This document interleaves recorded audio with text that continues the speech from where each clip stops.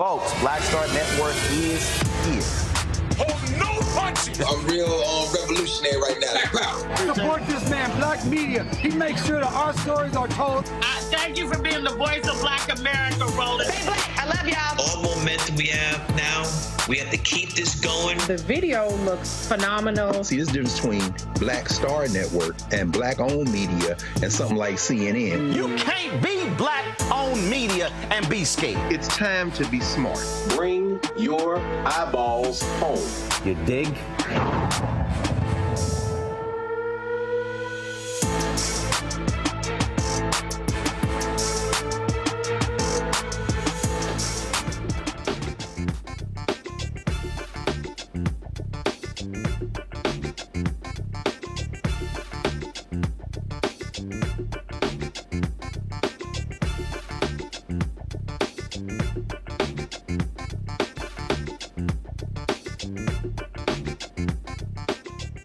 Today is Thursday, May 2nd, 2024. Coming up on Roland Martin Unfiltered, streaming live on the Black Star Network. Reverend Dr. Bishop William Barber is going to be joining us to talk about the Poor People's Campaign's Mass Poor People and Low-Wage Workers Assembly and Moral March happening in Washington, D.C. next month. Also, as Louisiana fights for a second predominantly voting congressional district, the state Supreme Court has given the green light for white citizens in Baton Rouge to create their own city. Yep, segregating Baton Rouge. Activist Gary Chambers will join us to explain. Vogue hope in Haiti seems to be dwindling as violent gangs initiate new attacks on the capital city while infighting over the Transitional Council's leadership continues. The executive director of the Black Alliance for Just Immigration will join us regarding this issue. Plus, millions of households could have bigger internet bills or no internet service at all if a federal broadband subsidy program that they're enrolled in runs out of money. We'll talk to Baltimore City's director of broadband and digital equity. Also, folks, we'll, of course, continue focusing on what's happening with the student protests all across the country. It's time to bring the funk. I'm Roland Martin Unfiltered on the Black Star Network. Let's go. He's got it. Whatever the miss, he's on it. Whatever it is, he's got the scoop, the fact, the find. And when it breaks, he's right on time and it's rolling. Best believe he's knowing. Putting it down from sports to news to politics. With entertainment just for kicks, he's rolling. It's on go, roll, roll, y'all. It's Roland Martin, rolling with Roland now. He's funky, he's fresh, he's real, the best, you know he's Roland Martin now.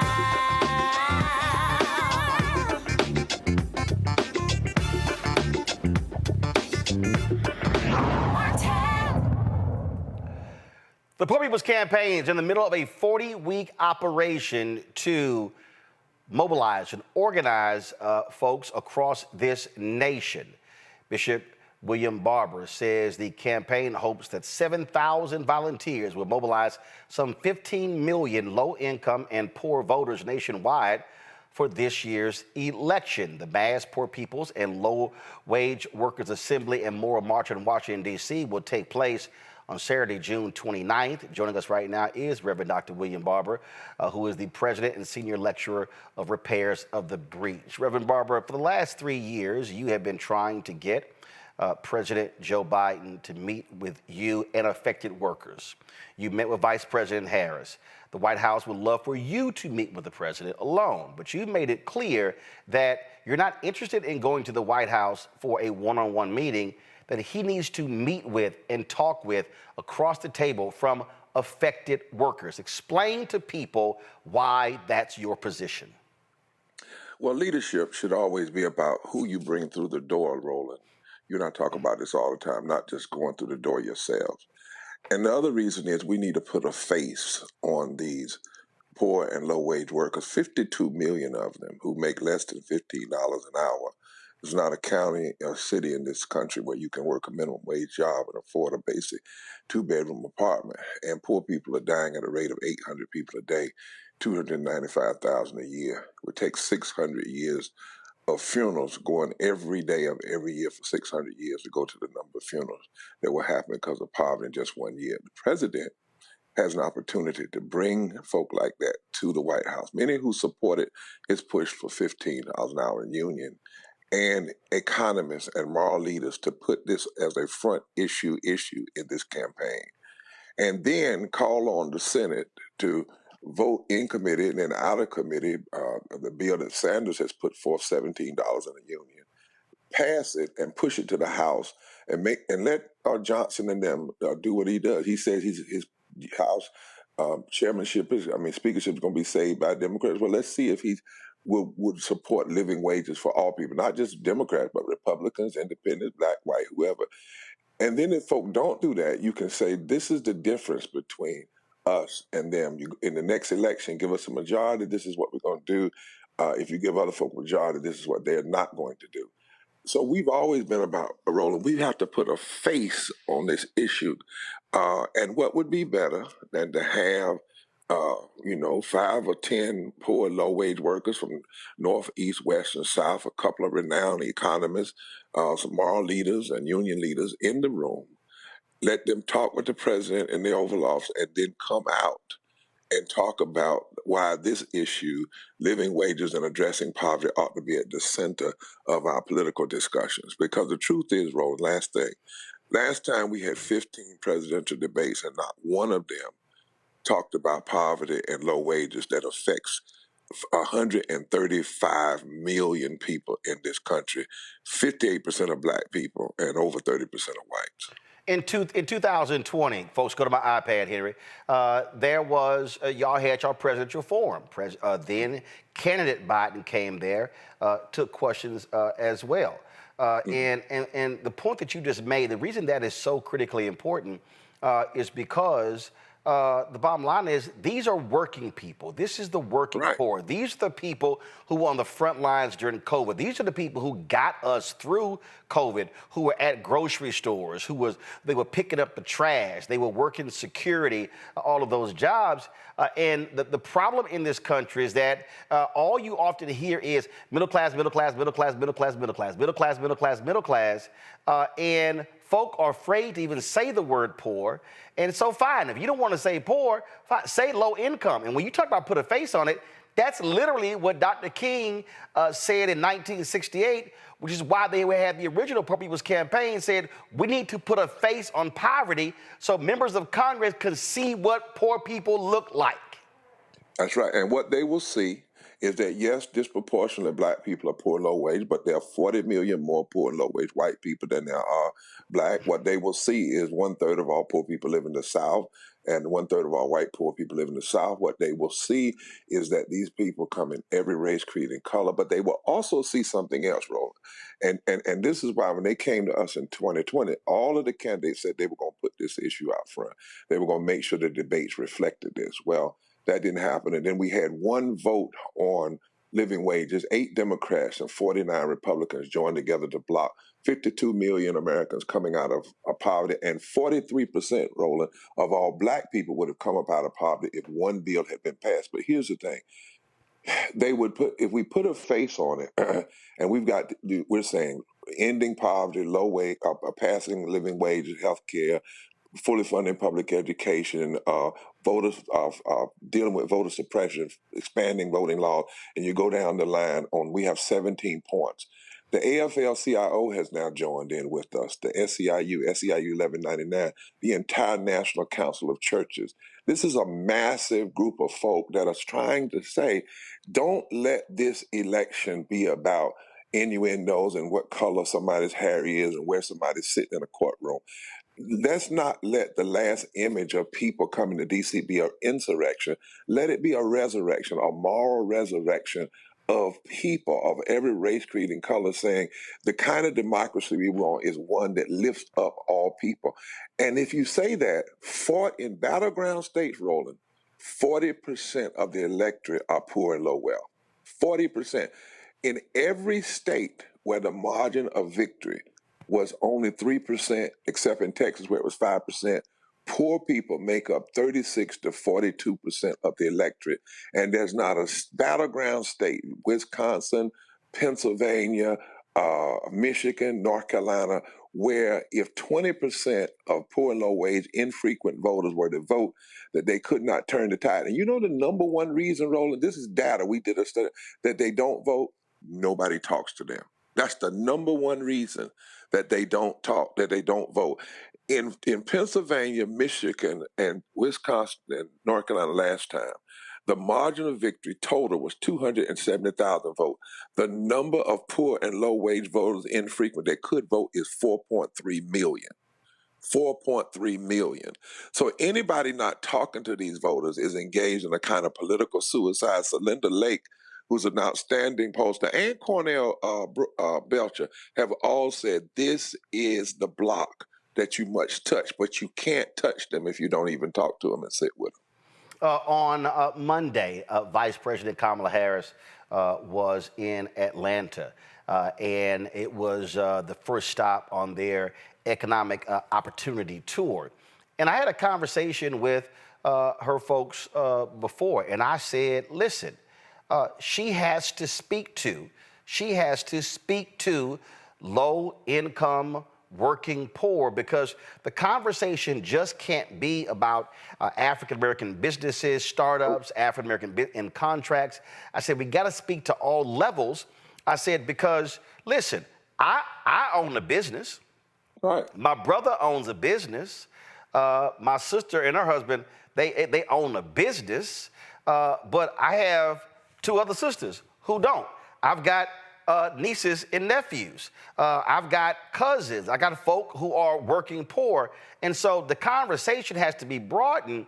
And you're right, by speaking to those folk, because let's be real clear, Republicans ain't speaking to them.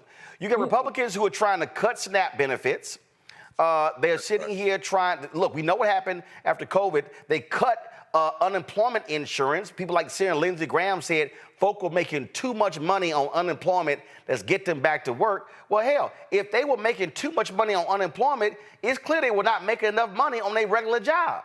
Exactly. And so we can go on, and then we talk about those battleground states. That means you're talking to the working poor and low income, low wage folks in Michigan, North Carolina, Wisconsin, Pennsylvania. You talk about Arizona. You talk about Georgia. Florida. Florida. North Carolina. And as you said, it's the margins. I keep saying this when the Biden folk call me. I say, y'all, you only won Arizona and Georgia by 10, 12,000 votes. 1,000 here, 1,000 there. That's the margin of victory. You can't act like we could just ignore huge swaths of people and there's no big deal. In Florida, it would only take 2% of the registered poor and low wage voters that did not vote to vote. When 15 was on the ballot, it won. So whenever the economic issues, but if you're talking just black business and contract, listen, if you have a black business that's going to primarily depend on black folk, if they don't have money, they can't support your business anyway. I mean, it literally makes no sense. In 2020, they ran on living wages and voting rights. And what happened? 54% of all the people in Georgia that make less than $50,000 a year in a family for voted in the majority for a progressive ticket. When we were in Georgia, the number of voters that we moved, and we didn't even endorse a person, we endorsed issues. The Right. number of voters that we moved to the polls that had not been moved were 3 times the margin of victory in the Senate race and 3 times the margin of victory in the presidential race. If we don't talk, it's 87 million, Roland, 87 million.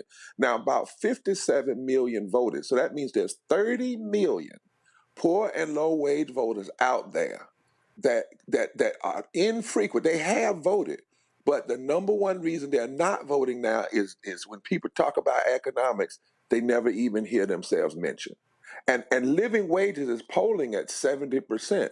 In fact, most of the issues we're supporting actually are polling. Even in Mississippi now, healthcare is polling 60% among Republicans. 6% among Republicans, according to some studies. And so we should be talking to ourselves, talking to this swath. And then lastly, how can you say you care about people dying if 295,000 people are dying here from reversible, unavoidable, abolishable poverty, and you decide you're not going to address that? When COVID got to 500 people a day dying, we said it was a crisis. Well, 800 people are dying a day from poverty. It should be a crisis. It should be at the top of the ticket as a concern. Questions from my panel. We have Dr. Greg Carr, Department of African American Studies at Howard University, Reese Colbert, host of our own show on Sirius XM Radio. Glad to have both of you here. Reese, you first. Dr. Reverend Barber, it's always a pleasure to be in conversation with you. Have you seen any appetite? I know that there was a discussion a while back about reviving the child tax credit. Is that something that you have been pushing for, your organization has been pushing for on a bipartisan basis? Indeed. In fact, I'm actually in some conversation now with senators, Republicans, and Democrats who are talking about living wages. We're not there yet, but I mean they're at least talking, and about child income tax credits. And because see, child income tax credit lifted 60% of children out of poverty for 6 months, and then we threw them right back in. And it didn't hurt the economy. It didn't throw us into inflation. Child income tax credit, earned income tax credit. And by the way, even Ronald Reagan supported this kind of stuff. I mean, living wages, and if you take child income tax credit, that's 6% of children coming out of poverty. Then you do living wages, that's 52 million people coming out of poverty making living wages, and it would pump $330 billion into the economy, which would be income that would be turned over, creating jobs and all of those things. We're hustling backwards. 51% of all our children are poor and low wealth. Why wouldn't we keep child income tax credit and earned income tax credit? That's why we're having this mass poor people's low wage workers assembly moral march on Washington on June 29th, 10 o'clock on Pennsylvania Avenue. It's going to be massive. It's going to be multiracial. It's going to be thousands of people. But we're not doing it just to have a march. It is to put these issues at the center before both presidential conventions, demand that they be addressed, and say, if you want these votes, speak to these people.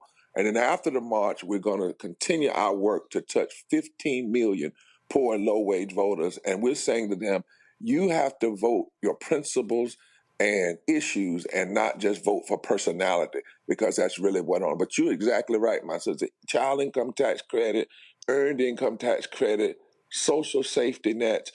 You know, there are about 8 pieces of legislation. I said to Roland one day, Roland, if you could pass 8 pieces of legislation and virtually end poverty, don't you think that would be something to do in a democracy like ours?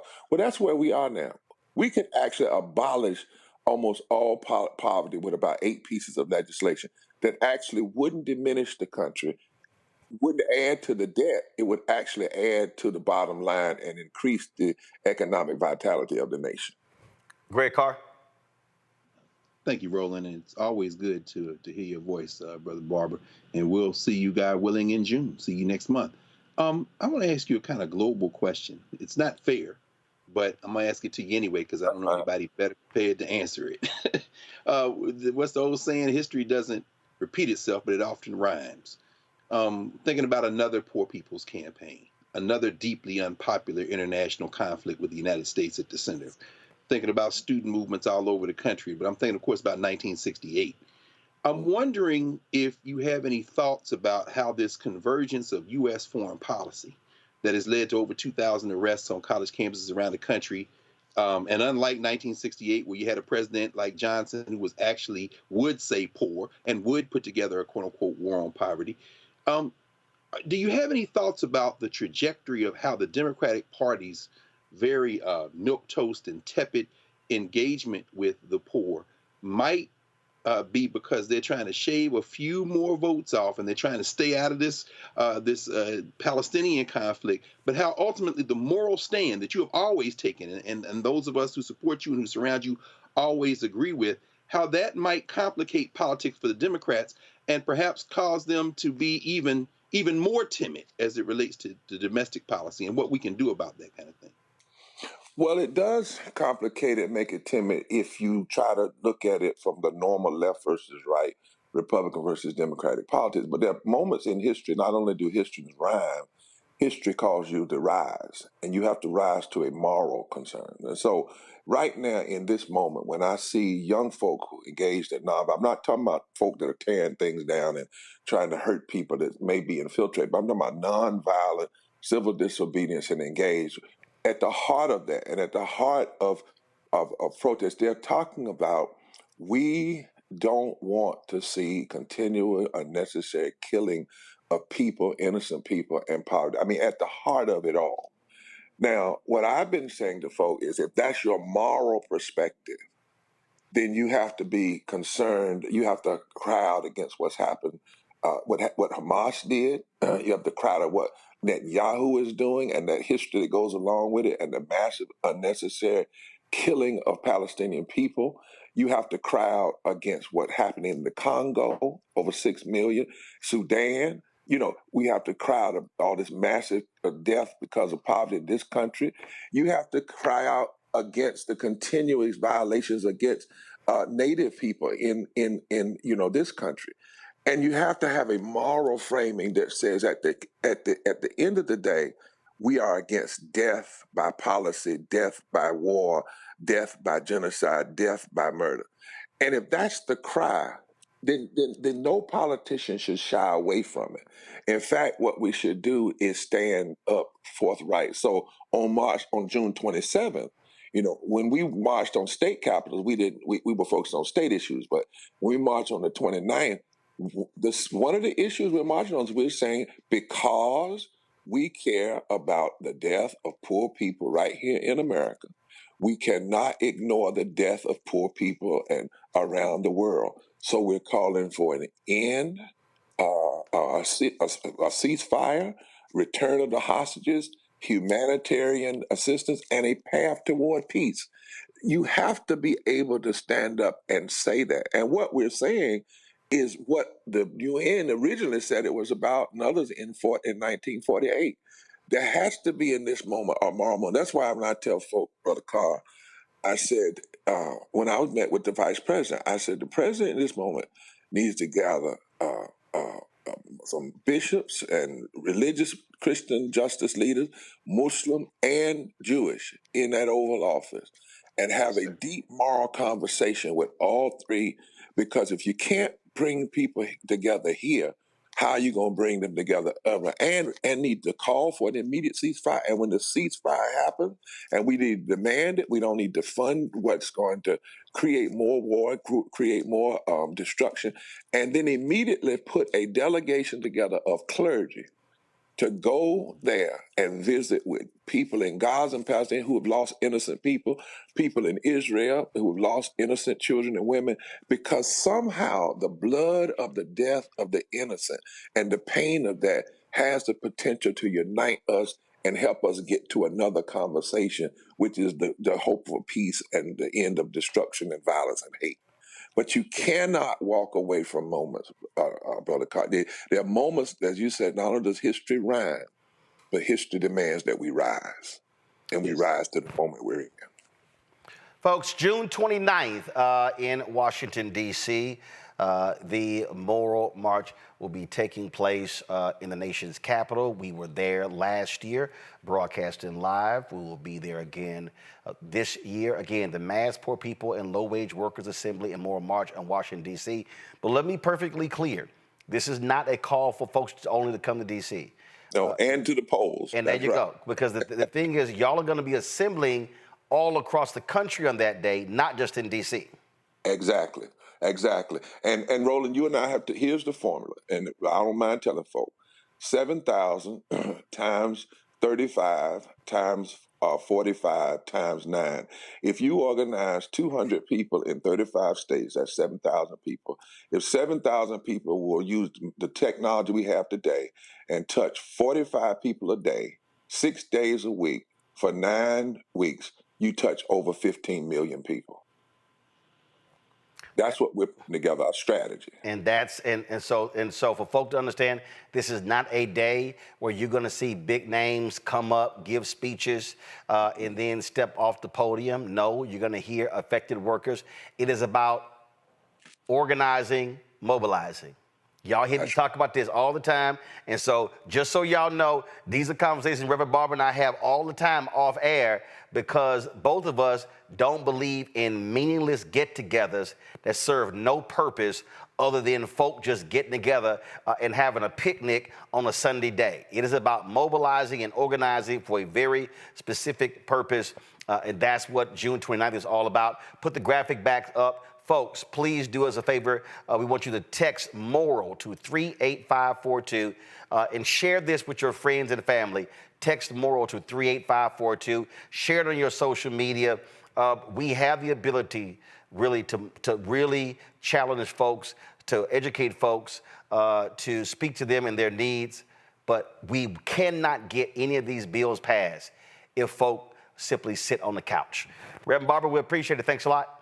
Thank you so much. Take care. All right, folks, when we come back, white folks in Baton Rouge have successfully got the Supreme Court to allow them to create their own city. We are going right back to what we saw during Jim Crow days. Wait till we explain to you what is happening in Baton Rouge, Louisiana. You're watching Roland Martin Unfiltered on the Black Star Network.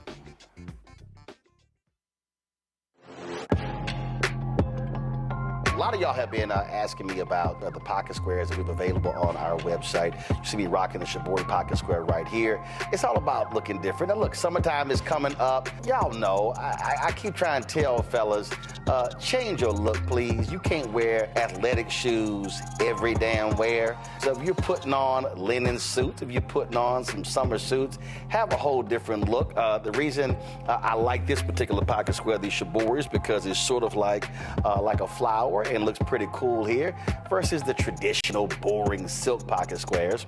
But also I like being a little different as well. So this is why we have these custom-made feather pocket squares on the website as well. My sister actually designed these after a few years ago. I was in this battle with Steve Harvey at Essence, and I saw this at a St. Jude fundraiser. I saw this feather pocket square, and I said, well, I got some ideas. So I hit her, and she sent me about 30 different ones. And so this completely changes your look. Now, some of you men out there, I had some dudes say, oh, man, I can't wear that. Well, if you ain't got swagger, that's not my problem. But if you're looking for something different to spruce up your look, fellas, ladies, if y'all looking to get your man a good gift, I've run into brothers all across the country with the feather pocket squares saying, see, check mine out. And so it's always good to see them.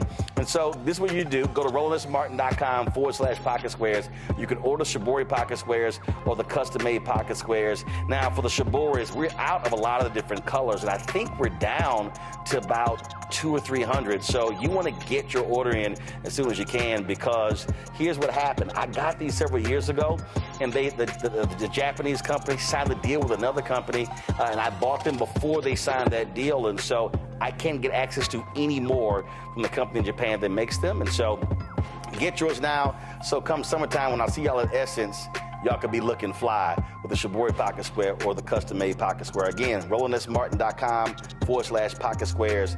Go there now.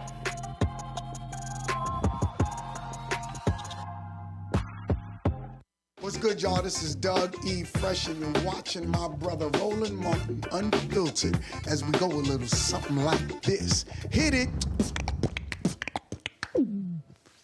It's real.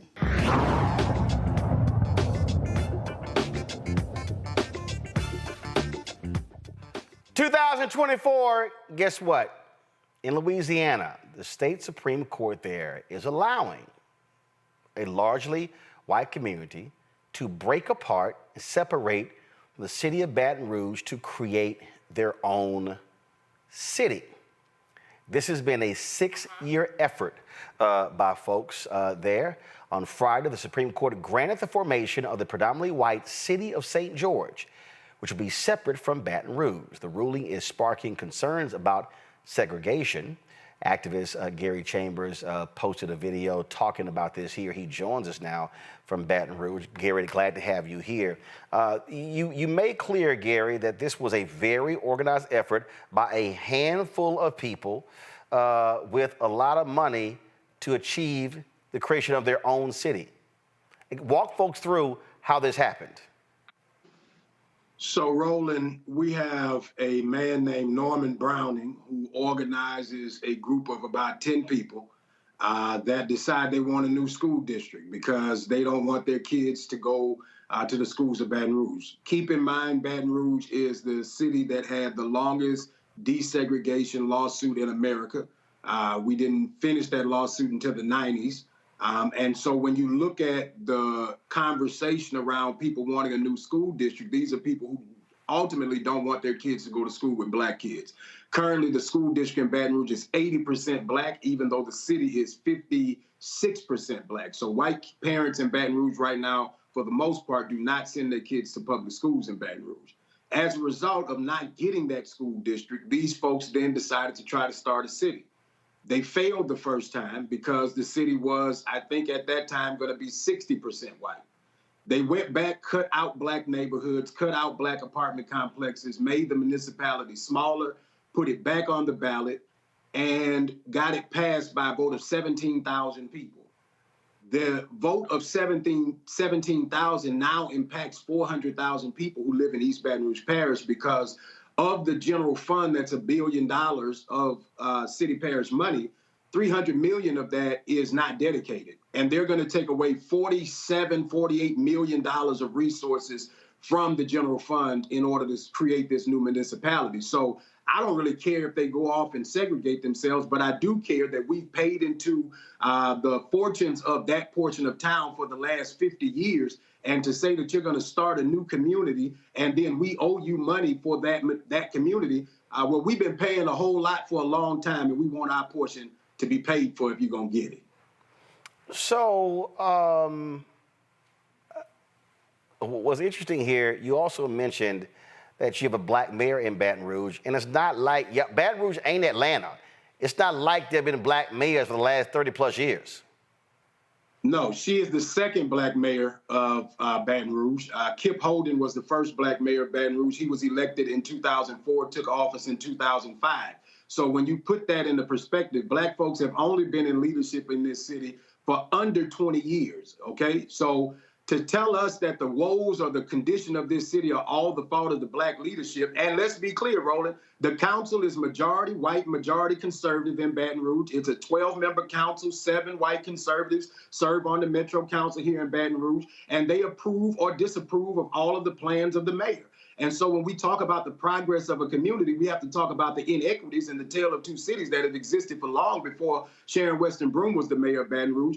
We have to talk about how we've invested in South Baton Rouge, the portion of town that is segregating themselves away, and to the demise of North Baton Rouge, actually. And so if we don't have honest conversations about how we got here, then we can't have an honest conversation about how we move forward. And the truth is, when people talk about this unity and why do we talk about race, this is why we talk about race, because people are literally segregating their children, segregating the city, and then taking away resources from our community. And to be clear, 50 years ago, when black people were becoming the majority or growing in population in Baton Rouge, they changed us to a consolidated form of government. which was we won't just have a city, we'll have a city and a county. So Mayor Broome is the mayor of the city of Baton Rouge and the parish president of the parish of East Baton Rouge. And so we have a council that is convened that represents the entirety of the parish, but white communities continue to segregate themselves off when they realize that black leadership is going to be in charge for the future of this community.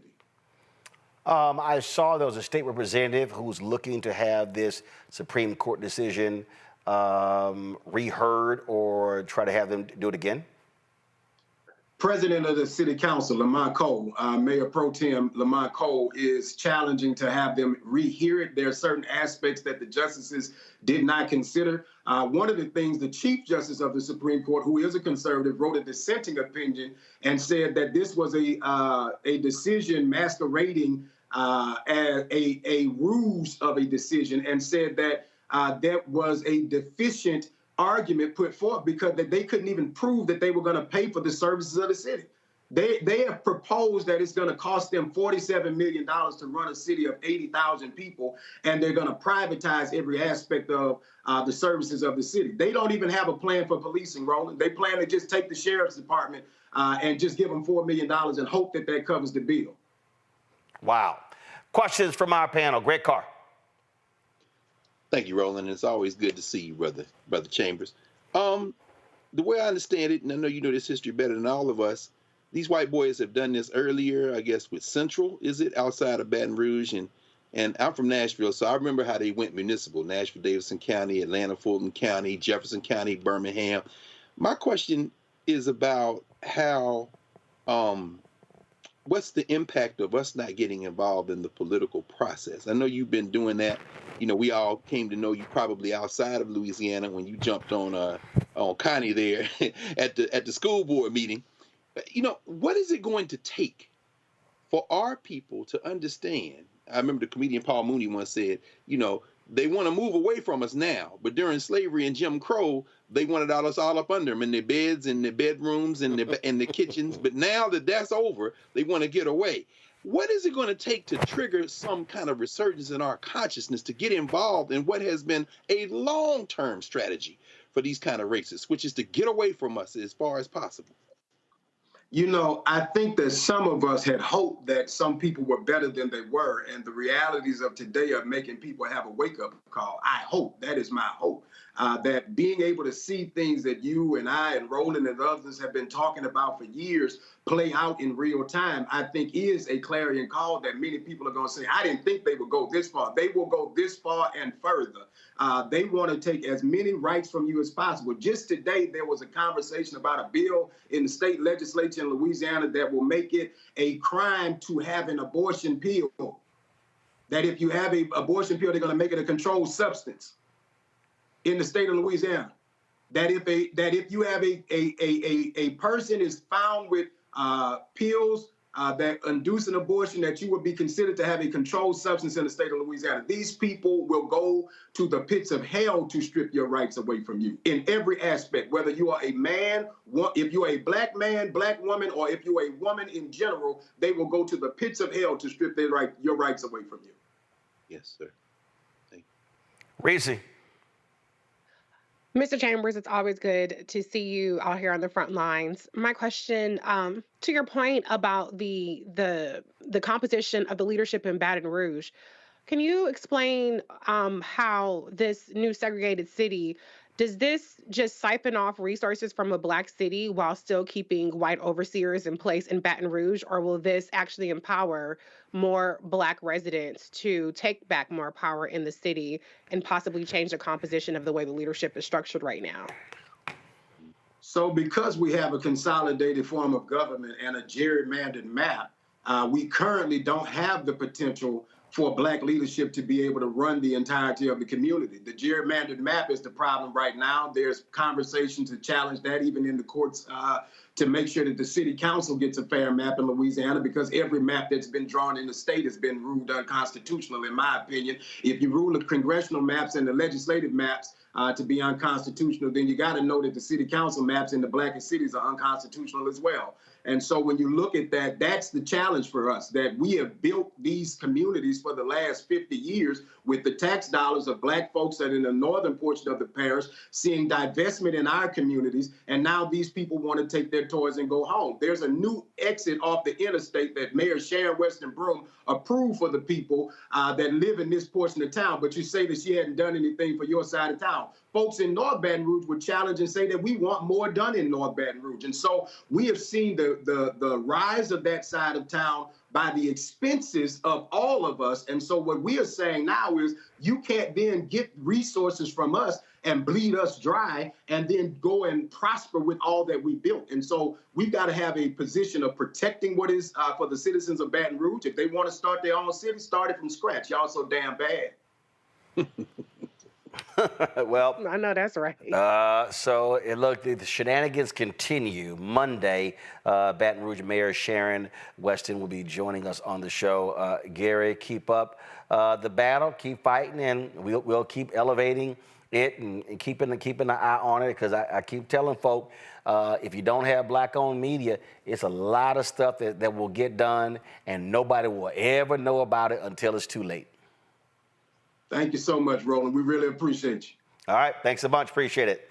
All right, folks, going to a break. When we come back, lots more to talk about, including a broadband bill that needs to get passed. Otherwise, folks may be losing access very soon.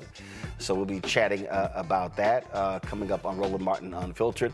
Also, folks, support us in what we do. Our goal is to get 20,000 of our fans contributing on average $50 each. That's $4.19 a month, 13 cents a day. Join our Bring the Funk fan club. I went to the mailbox today, and I appreciate all of y'all. So just understand, I know I love my people who don't believe in technology. They like, look, we gonna still support the show. Now I gotta sit here and open every envelope and do what we gotta do. So a bunch of y'all, so this is the mail over the last 2 weeks. These are money orders and checks right here, so I appreciate it. For those of you who want to support us electronically, we got all the ways to do it. And again, I told y'all just a couple days ago, Byron Allen's The Griot axed all of their shows except one. All of them. So Mark Lamont Hill's Daily Show, gone. Ebony Williams' Daily Show, gone. I think Natasha Alford had a show, gone. The only show they kept was Torre's, entertainment show. That's the only one they kept. So ain't nobody else doing what we do. Nobody, y'all. So if you want daily news, you got to depend upon mainstream media, white digital outlets that barely employ any of us. And so what we're doing here, this is black owned. This is black operated.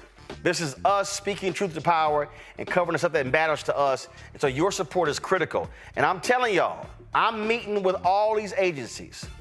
We've had some great meetings with Publicis. I'm waiting to see if we get any advertising money from it. We've been meeting with Group M, trying to meet with their chief investment officers so we can show them what we can do. We've been sitting here talking to OMD. We need to meet with their chief investment officer team, waiting to hear back from him. Havas, we ain't even heard from Havas. We emailed them 3 months ago. We haven't heard from them. Magna, IPG, we're talking to them as well.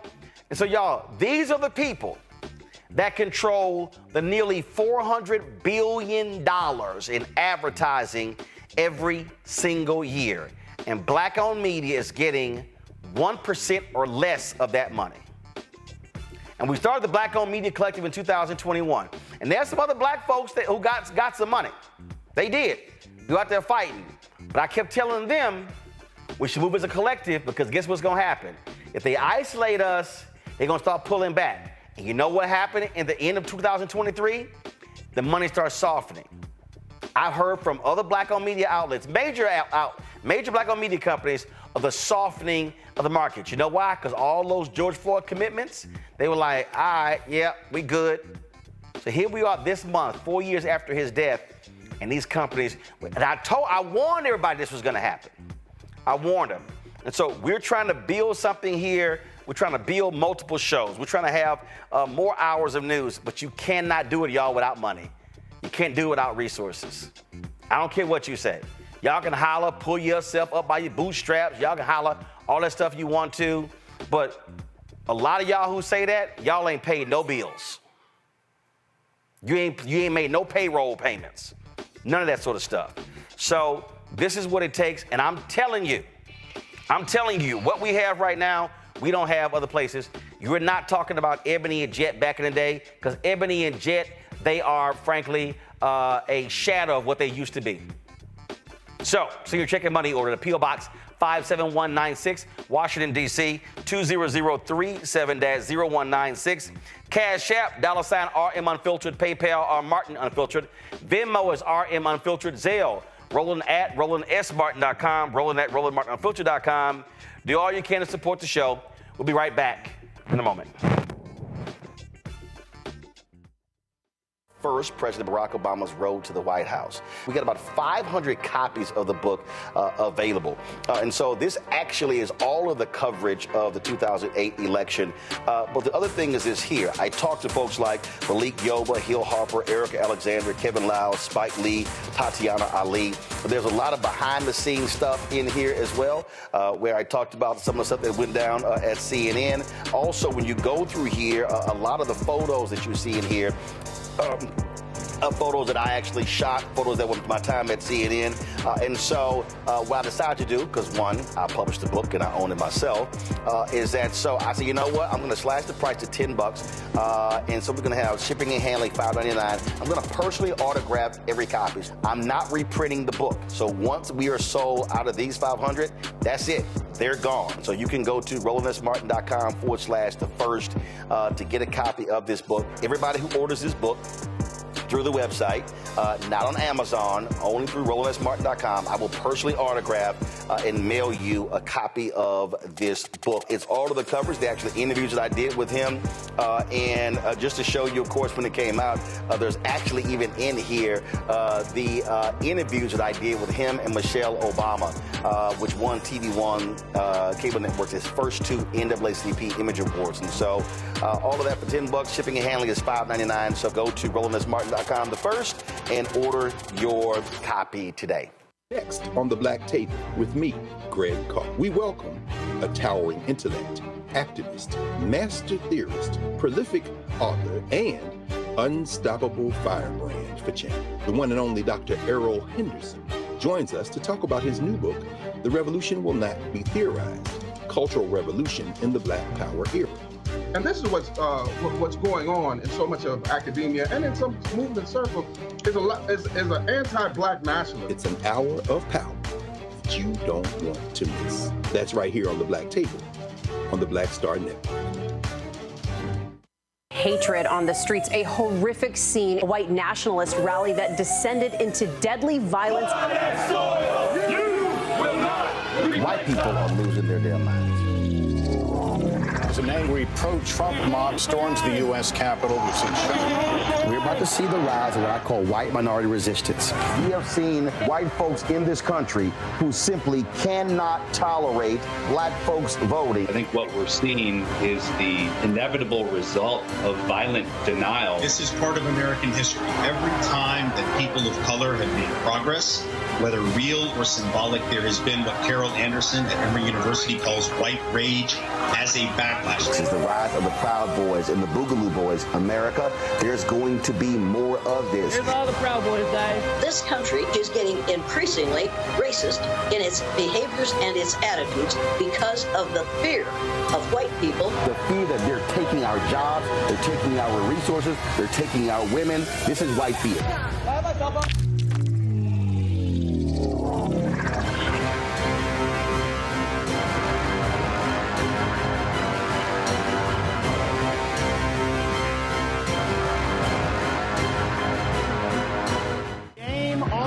State of the Union Election 2024, huge night for President Joe Biden. This was a CBS receipts type of night.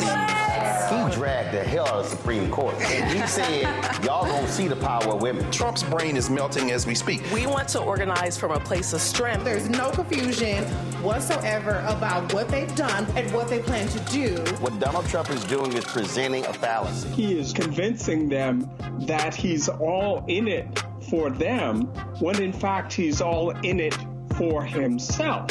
We do not feel Joe Biden, in spite of the success that have taken place during this administration economically. There are too many things where we do not feel like he's had our back. You should also be investing in the barbershops and the beauty salons and the hookah bars and the folks who are going to the club, and there's a way to actually get them registered because we've done it before. But if you don't have folks who understand that dynamic, then you're missing a big opportunity. So we said we just celebrated. For what? Why did you go to Selma to celebrate rather than recommit yourself to the fight if the very thing we went to celebrate has been gutted? Republicans did not support a lot of the bills that were necessary to keep the country fluid. You can't only love your country when you win, right? Oh, no. You guys don't want another $2 trillion tax cut? This was absolutely the knockdown, drag out that we were really waiting for. Black voters are the base. They're the most important base of the Democratic Party. There was very few language in this speech. At the time, we see an attack on black history, attack on DEI. The end of the BLM racial reckoning thing has come to a complete end because there was nothing in this speech for that. Our movement has never been grounded in two-party politics in this country. All of our movements ultimately get co-opted by a state that is anti-black. They called the old because they knew the way, and they called the young because they were strong. And I believe there is a good combination of that, but we can have ideas and we can have visions and dreams, but we have to have our young people also working beside us because they are strong, and they will run that race, and they will run it to the end. Activists, organizers, and young people have been pushing this administration to be on the right side of history and to do something about the issues that they care about. While the Ukraine and Palestine are critical issues, they are not the only global issues. Not a single black person who should ever let it come out their mouth that I'm tired. Because there is somebody else who came before us who didn't stop fighting.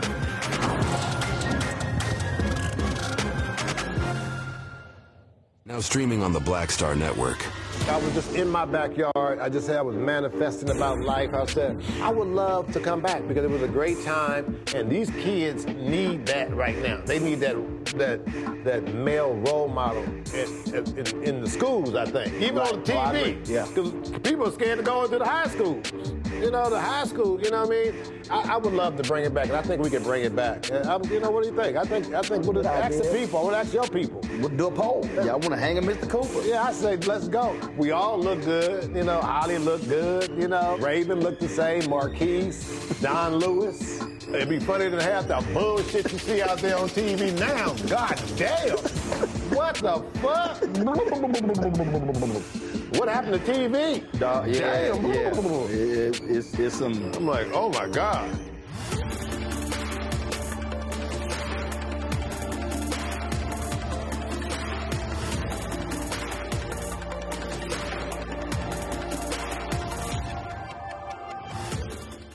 Hello, I'm Jamia Pugh. I am from Coatesville, Pennsylvania, just an hour right outside of Philadelphia. My name is Jasmine Pugh. I'm also from Coatesville, Pennsylvania. You are watching Roland Martin Unfiltered. Stay right here.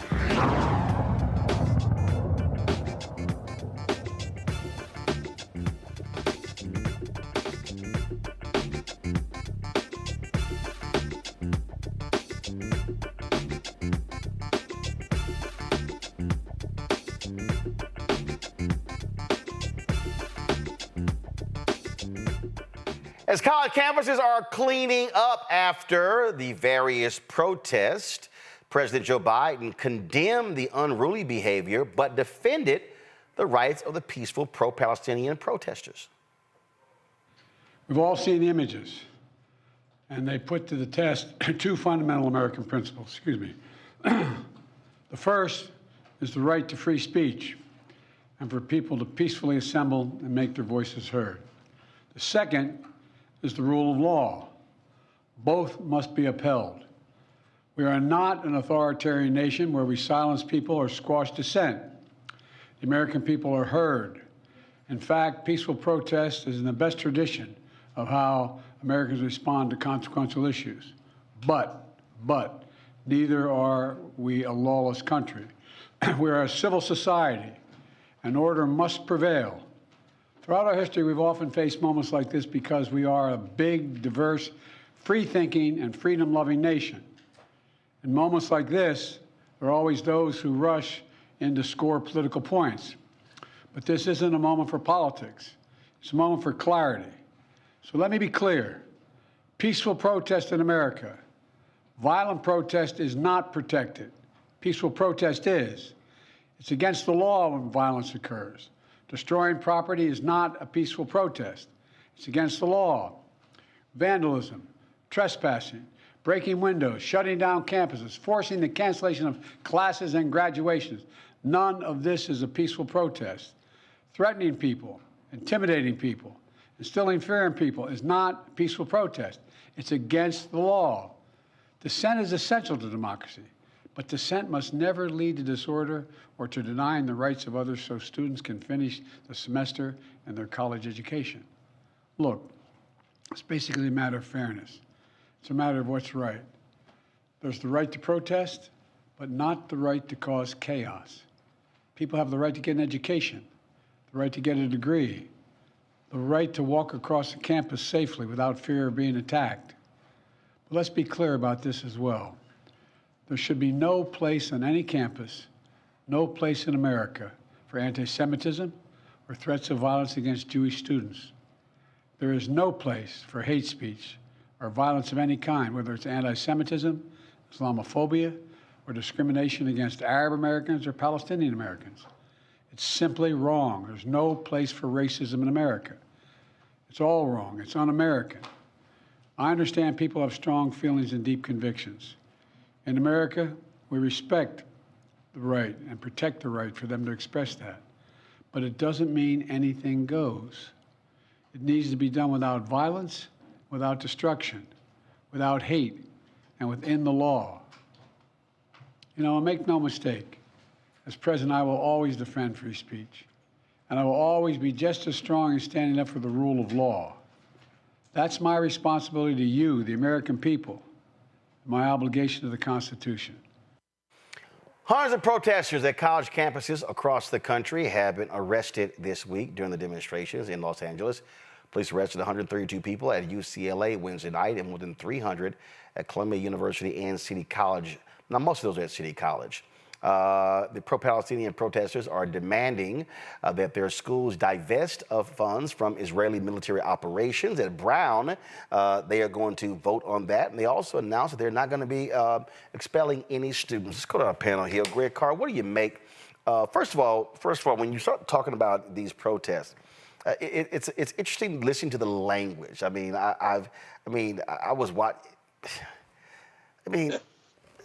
I look at some of these shows and I'm going, are y'all serious? I mean, you have folk who are suggesting that any protest is anti-Semitic. Then you got folks who are trying to compare these protests to January 6th. Idiotic. And then there's this notion that we can't, like you take it even with Columbia. Well, guess what? They were infiltrated and some of the people who out there protesting weren't even students. I think those details are kind of important. Then you got the NYPD just create lies, okay, shoveling lies out. Then when it gets fact-checked, oh, it's like, oh my goodness. And then I'm gonna pull up in a second as this one dude who just tore apart CNN's Dana Bash for giving a commentary saying, oh, what we're seeing is hearkening back to the 30s in Europe. What the hell are you talking about? Roland, you're right, of course. Dana Bash, Abby Phillips, they're embarrassing themselves, but I'm sure some of that is coming from the top down.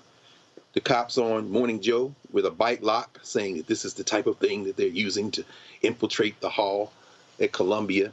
But quite frankly, what we're seeing is, first of all, we know the protests aren't over. The Daily Pennsylvania, and shout out to student journalists. The student journalists on WCKR, which is the Columbia University radio station, who've been reporting. The young people writing for the Daily Pennsylvanian, I've been reading that. They reported today that the University of Pennsylvania, of course, invited the Philadelphia police onto campus. And the Philadelphia police said, yeah, we're assessing this, and it doesn't look like this rises to the level of something we need to intervene on. So they did not come in. Shout out to Eric Adams, the punkish mayor of New York City, who is making sure he will not have a second term by rah-rahing, letting loose these police onto the campus of Columbia. But ultimately, and this is why I asked Reverend Barber what I asked him.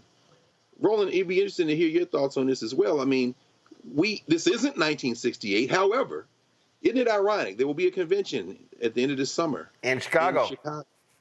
And the anti-Vietnam War, it's a different era. However, Joe Biden's tepid, both-sidism kind of speech there flies in the face of the fact that this is not going away. The International Court of Justice any day now will swear out a warrant on the biggest mass murderer of the 21st century, Bibi Netanyahu. Turkey decided today to shut down diplomatic relations. Colombia, the president of Colombia announced yesterday they're going to shut down relations with Israel. Global opinion is clearly on one side. Meanwhile, here in the United States, these young people, and they're trying to whistle past the graveyard and get past graduation in a couple of weeks. I was at the small encampment on the campus of Howard University last night. I walked by there, saw some young people there, some of my own students, some of them graduating seniors, one who knew the two Howard students who were arrested over at the George Washington encampment, the D.C. area encampment. Some people from Black Alliance for Peace were there with them. I'm looking at this speech that Joe Biden is going to have to give at Morehouse. This is not going to end well for Biden. They're not both sides, as Reverend Barber said, in a moral issue. And if we think about this in the context of 68, finally, you've got Martin Luther King coming out against the war in Vietnam in April 68. You've got the Poor People's Campaign going on after his assassination in the summer of 68.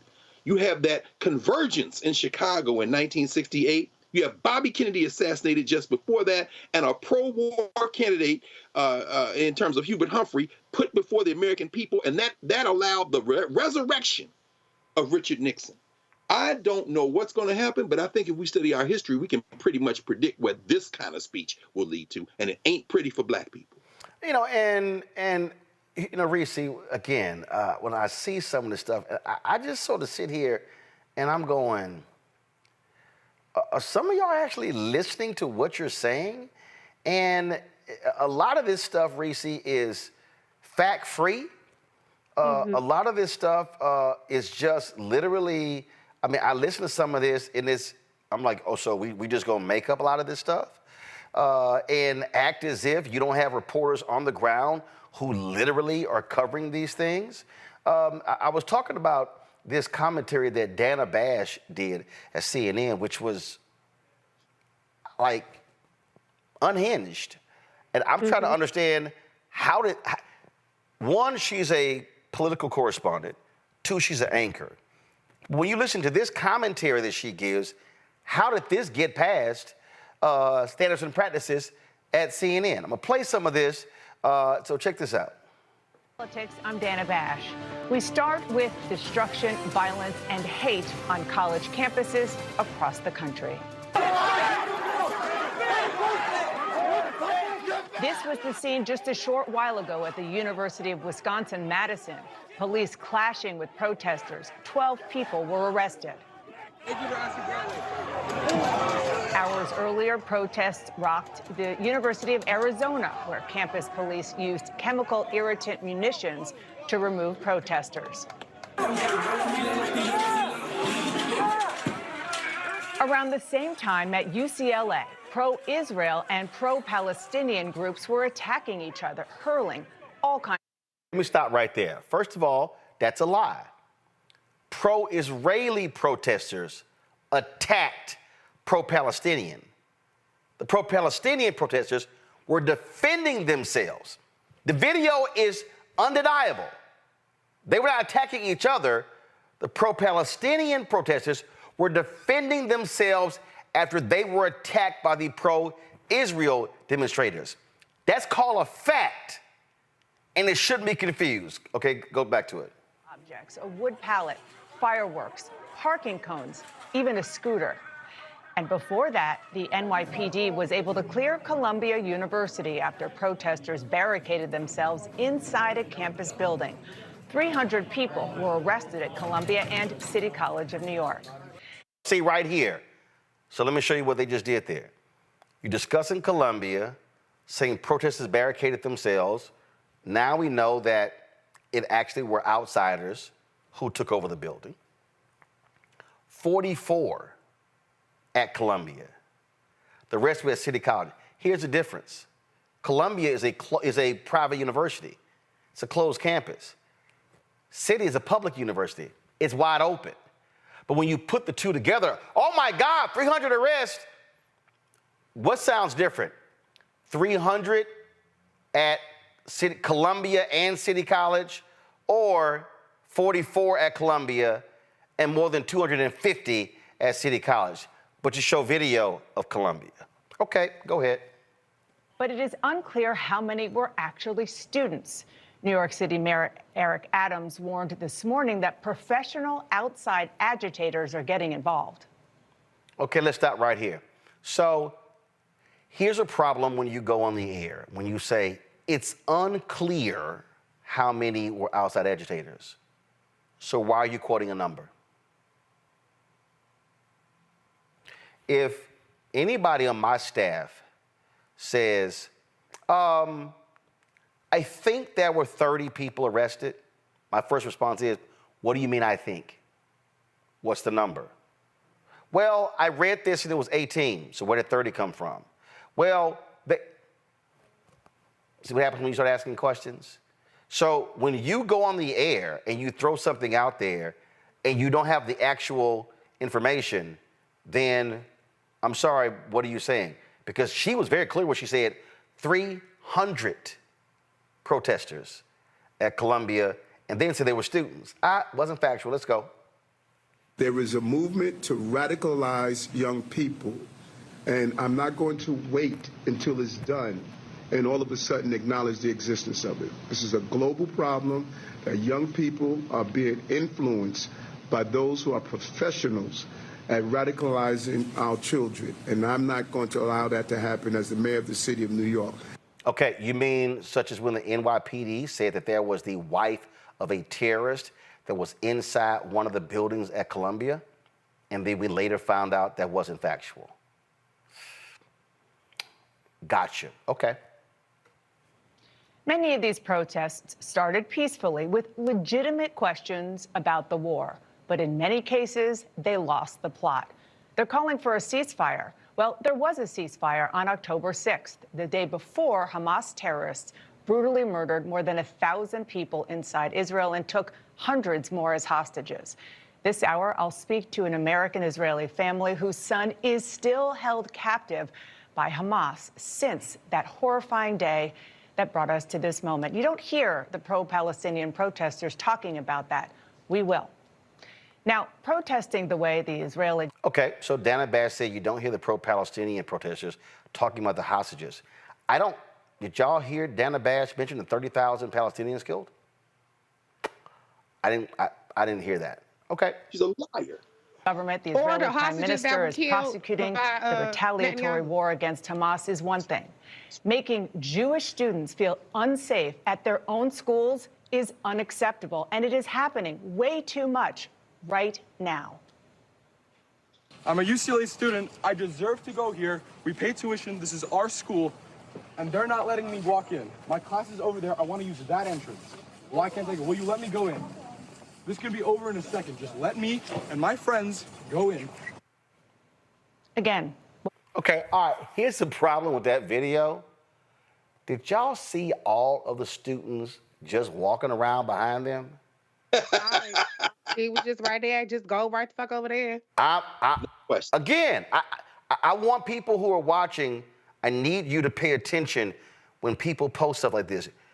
There are people just walking behind them, and this dude is standing there. They won't let me go by. So you mean to tell me that on this massive campus, they have a line that stretches all the way over, they're not letting you walk by? And Dana, you actually use that video? Like, really? And you have the other students standing right there who are all quiet. Right. And if y'all see the frame, it's shot vertical, so you only see about 4 or 5 people. You don't even see how long. Y'all, come on now. Now listen to this. You just saw is 2024 in Los Angeles. harkening back to the 1930s in Europe, and I do not say that lightly. Okay, I'm sorry. She just said that what you saw in Los Angeles harkened back to the 1930s in Europe. Okay, let me go back. What happened in Los Angeles? She showed one dude who claims that he couldn't go to his class, but other students were milling on. And then, okay, as I said, the pro-Israeli protesters attacked the Palestinian protesters. So how are you hearkening back to the 1930s? And I don't say it lightly. Well, actually, you do say it lightly. And y'all, this is the problem you're seeing in mainstream media. You see the conflating of things. You see, and then it's like, oh, the pro-Palestinian students, they lost the plot. How? At Brown announced they are going to actually take a vote to divest. And they're not going to penalize the students. Exactly. You leave that out. That's literally a fact. But see, again, no, because see, y'all got to understand, if I come across somebody protesting, the first thing I'm going to say is, why y'all protesting? Mm-hmm. What are the reasons? But y'all notice, at no point, she mentioned, oh, the war and God. No. The students have, first, at Columbia, they were protesting the opening of a center in Tel Aviv that Palestinian students could not attend. That's a fact. If you go, the original letter they submitted had the details in it. Oh, I'm sorry, details. That's called being a reporter. My bad. What was I thinking? Listen. Fear among Jews in this country is palpable right now. Welcome to Inside Politics. I'm Dana Bash. We start. So again, what we're seeing, Reese, we're seeing media folk create these narratives as opposed to, one, lean on folks who are on the ground. There was a sister at NBC who was on the ground saying, I was there. What y'all are saying happened, I didn't see. She's on the ground. You're sitting in a studio, Joe and Mika, in Florida, at your house in Florida. What the hell are you talking about? Well, I talked to Frank. No, but you're not on the ground. And so what then happens is the media narrative becomes fact. Folk then run with it and say, well, CNN said, MSNBC said, as opposed to what actually happened. And this, to me, is a fundamental problem that we're seeing. Well, I don't even think it becomes fact. It just further erodes people's trust in the mainstream media. This is why the trust in the media is in the pits, along with trust in Congress and a number of other institutions, because we see propaganda being pushed as though it is news. We see narratives being pushed that do not square with the facts, with what we can see with our own two eyes. And I mean, I don't know if people just have lost their damn minds or if they're just depraved individuals. I understand that there's a lot of fear around Trump being reelected, around this potentially hurting President Biden's electoral chances. And so, oh my God forbid anybody protest in favor of humanity, because that could hurt the Democrats. What about the people getting slaughtered? You know what could help the Democrats? Doing the right fucking thing. You know what could help the Democrats? Responding to these protests in a manner that honors the humanity of people and decency. You know what is escalating these protests, escalating the violence? Every single video that you showed, the common denominator was the police fucking with people. If you allow people to sleep in their tents, sit down, sing kumbaya shit, have a human chain, whatever, then they were going about their business. These people are not agitators for the most part. You're agitating them to die on the hill of slaughtering children, of rounding people up, dislocating people, forcing migration within a tiny strip of besieged territory that has been cut off of electricity, of food, of water, of resources, hospitals bombed, all kind of areas desecrated, churches, mosques, everything bombed, and you put them into a slither of land and you carpet bomb them and then you starve them. This is what y'all are defending. There wasn't a ceasefire on October 6th. And I'm not defending in any way, shape, or form what happened on October 7th. I will not defend that. I'm not defending having hostages. But what's the proportionality here where Palestinian lives come into play. How many fucking children have to be slaughtered? We're already at least 14,000. That's not even counting the people that are currently starving to death. And so if you cannot see a reason why there's an outcry to stop that, why there's an outcry to stop billions of dollars going to aid in the slaughter of besieged, helpless people, you've lost the motherfucking plot, not these students. And they can put up whatever person they want. Oh, these bratty entitled children, these woo. We have too much emphasis on decorum in this country, too much emphasis on trying to win elections instead of pushing our politicians to do the right fucking thing. And we have more emphasis on that than we do on watching human carnage being broadcast in front of us over and over and over again. You've lost the fucking plot. If you put more emphasis on what bratty little children are doing and how they doing it than you do on the fact that the bombing and the slaughter and the starvation, the famine and just the carnage needs to stop. Period. Yep. All right, folks. We'll see, because graduation is coming up, and so those will be interesting events ahead. Wait. Can I say one more thing? Because President Biden said that the protests have led to the cancellation of the graduation. No, USC canceled the graduation because they did not want to give a valedictorian who was not who was Arab or Muslim the ability to give her speech. Yep. That is what canceled it, not agitators. Yep, absolutely, absolutely. All right, folks, going to a break. We come back, we're going to talk about broadband and how a lot of folks may lose access to it because Congress ain't getting their act together. We're going to have a short break. We'll be right back on Roland Martin Unfiltered. Hi, I'm Dr. Jackie of A Balanced Life. Think about the men in your life and ask yourself these questions. Who are their male role models? Who can they turn to for advice to learn about what manhood is all about? On our next show, we talk about why male mentoring is so important to men of all ages.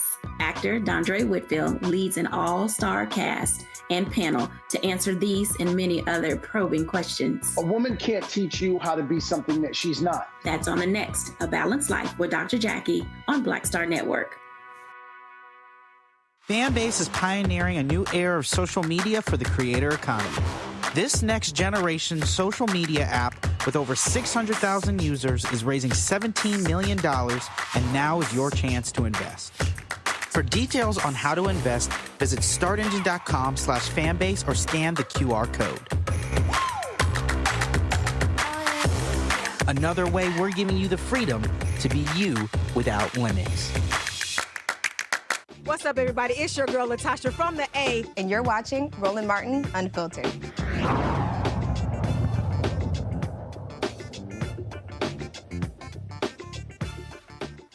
$23 million families will see an increase in their internet bills this month because the federal broadband subsidy program they're enrolled in is almost out of money. There's been a last-ditch effort to extend the Affordable Connectivity Program, which Congress created. It's a subsidy to bring internet access to every household. The program, which helps people with limited means pay their broadband bills, is set to expire at the end of May. Kenya Ashley is the Director of Broadband and Digital Equity for the Baltimore City Office of Information and Technology. Glad to have you on the show. So 23 million folks, is it a combination of city, rural? Who really is affected? I'll tell you, the folks who are affected are the folks that cannot afford internet. Some of us paying your internet bill, it's one of the many bills you pay every month. But too often our low income residents across the country, again, city, rural, it doesn't matter where, at the bottom line, it's those folks who cannot currently afford their bills are going to be most impacted. And for most of those folks, it breaks down to, do I pay my internet bill this month, or am I paying for transportation costs? It really breaks down to basic needs for some of our lowest income households. So what is the push? I mean, is there a push on Congress to get this done? Yeah, so the House has a bill, House Bill 6929. The Senate has a bill 3565. These bills will reauthorize funding to continue the Affordable Connectivity Program. And what that means is that those households, again, now it's $30 a month. Now, for some folks, they hear $30 a month and they think, is that really a big deal? But when your internet bill is $100 a month, paying just 65 or just $70 makes a huge difference in your budget. That's what we're hearing from our residents. And I'll tell you one more thing, Roland. These are our senior citizens who are already on a fixed income. These are residents who have no other stream of income that rely on, as much as possible, rely on these types of support programs. So what do you want folks out there watching and listening to do? Okay, here's what I want you to do. I want you to contact your congressional representatives, and I want you to tell them to support House Bill, let me say it slow, House Bill 6929 and Senate Bill 3565. It is important for our residents all over the country to be able to participate equally online, especially in light of this is an election year. We want all of our residents to be able to participate in government. Well, it is. Look, it's one of those programs where you got folks who say it's no big deal. The issue that you have in the House, you got Republicans who now control the House. Any bill that deals with money has to start in the House before it goes to the Senate. And so the pressure is really on them to actually get this bill moving. You're right. The pressure is on. But what we can do as voters is push. Because again, for some folks, it's only $30. But when you have to make the hard decision every month for your household, $30 is it's the difference between being able to apply for benefits online, being able to sit online and do a telehealth appointment. It's the difference between going to work at home where you can easily access the job versus having to go in every day. Some of these things we take for granted, but the folks who really need this support, it's a night and day. Absolutely. Kenyon, we appreciate it. Thanks a lot. Thanks for keeping folks updated and informed. Thank you. Have a good one. All right, take care, folks. Real quick, going to a break. We come back. We're going to talk about Haiti. Also, guess who shows up at a Trump rally? Former Detroit Mayor Kwame Kilpatrick. Yeah. And we'll tell you who he's going to be voting for come November. You're watching Roland Martin Unfiltered on the Black Star Network. When you talk about blackness and what happens in black culture, we're about covering these things that matter to us, speaking to our issues and concerns. This is a genuine people-powered movement. There's a lot of stuff that we're not getting. You get it, and you spread the word. We wish to plead our own cause. Too long have others spoken for us. We cannot tell our own story if we can't pay for it. This is about covering us. Invest in black-owned media. Your dollars matter. We don't have to keep asking them to cover our stuff. So please support us in what we do, folks. We want to hit 2,000 people, $50 this month, raise $100,000. We're behind 100,000, so we want to hit that. Y'all money makes this possible. Checks and money orders go to P.O. Box 57196, Washington, D.C. 20037-0196. The Cash App is $RM Unfiltered. PayPal is R Martin Unfiltered. Venmo is RM Unfiltered. Zelle is Roland at RolandSMartin.com. My name is Lena Charles, and I'm from Opelousas, Louisiana. Yes, that is Zydeco capital of the world. My name is Margaret Chappelle. I'm from Dallas, Texas, representing the Urban Trivia Game. It's me, Sherry Shepherd, and you know what you watch. Roland Martin on Unfiltered.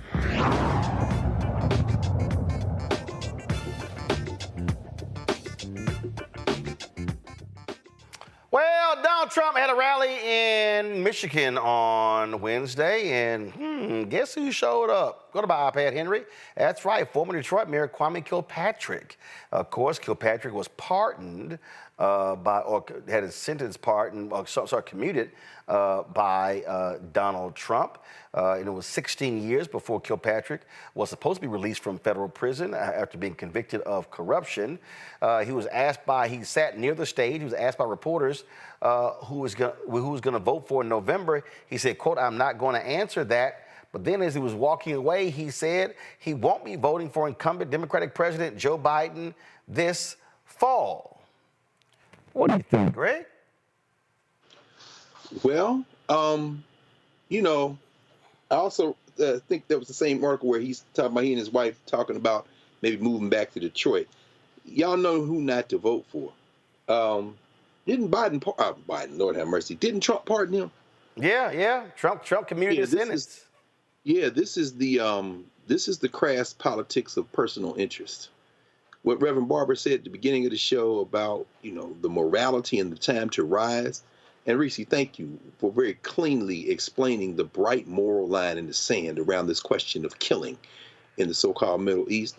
Clearly, our brother, formerly known as the hip-hop mayor, perhaps would maybe have more of an investment in the Drake versus Kendrick war than real life. He seems to have lost his moral compass, if he ever had one at all.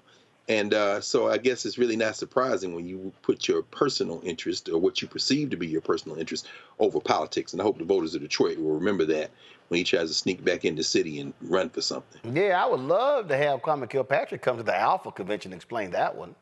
How about that? Yes, sir. Yes, sir. Yes, sir. Reese, your thoughts? I mean, he has one vote. So, hell, at least he ain't bought off as cheap as other people. 16 years of life back, of freedom. I ain't entirely mad at him.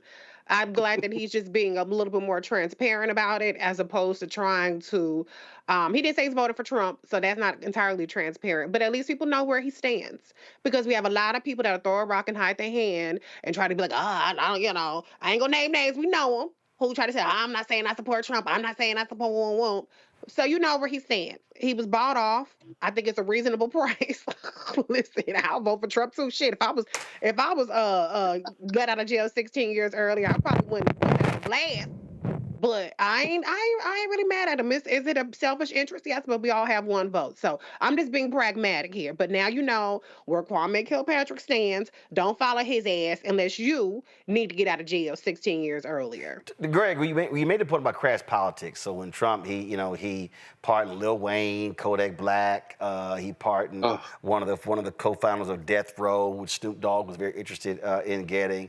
And we know exactly what that was all about. And I'm sitting here, looking at a lot of these people like, yeah, see, that's right.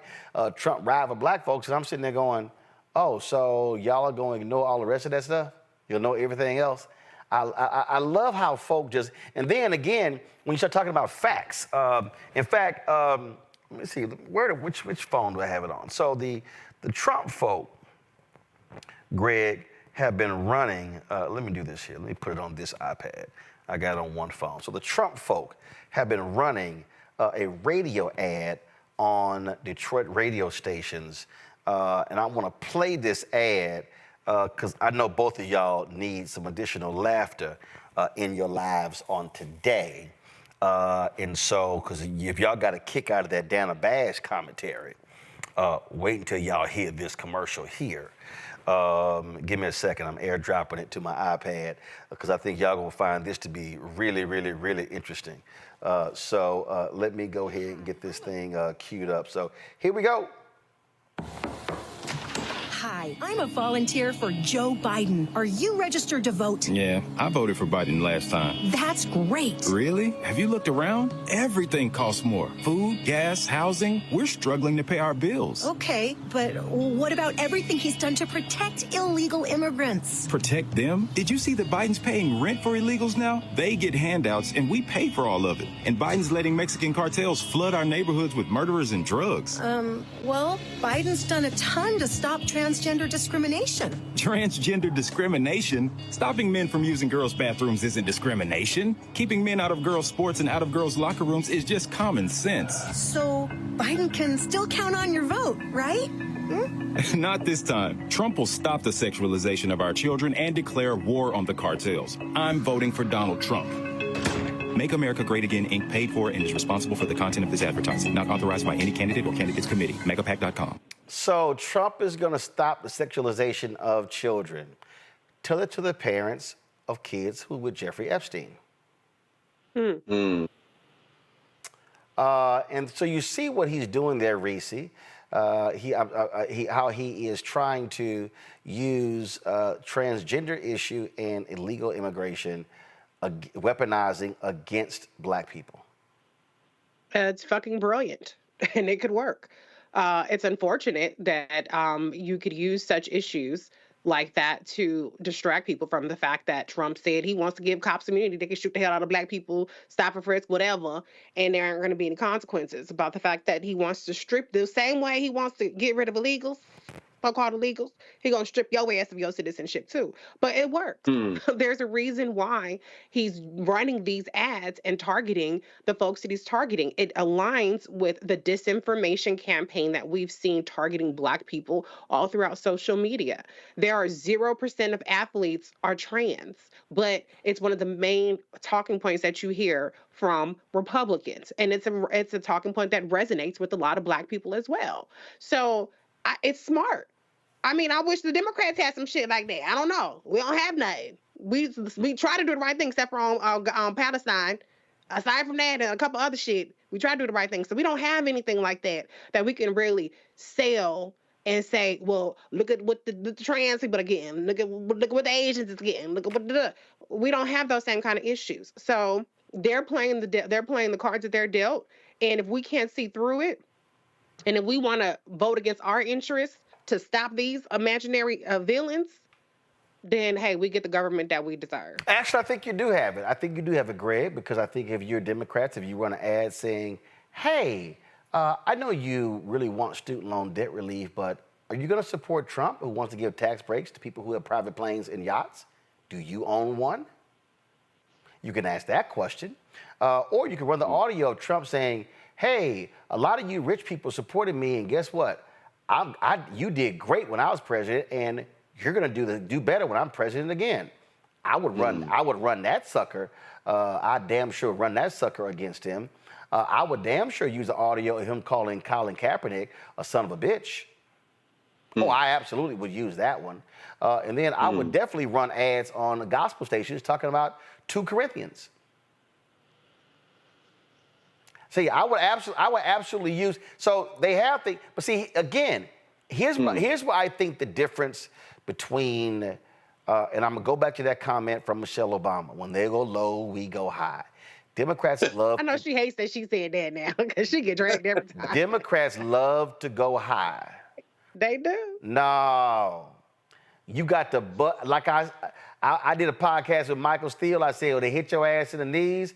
I said, you hit their ass in the shins. If they hit your ass in the ankles, you hit their ass on the bottom of their feet. No, you got to understand, you are in a fight that has no rules because your opponent doesn't believe in rules.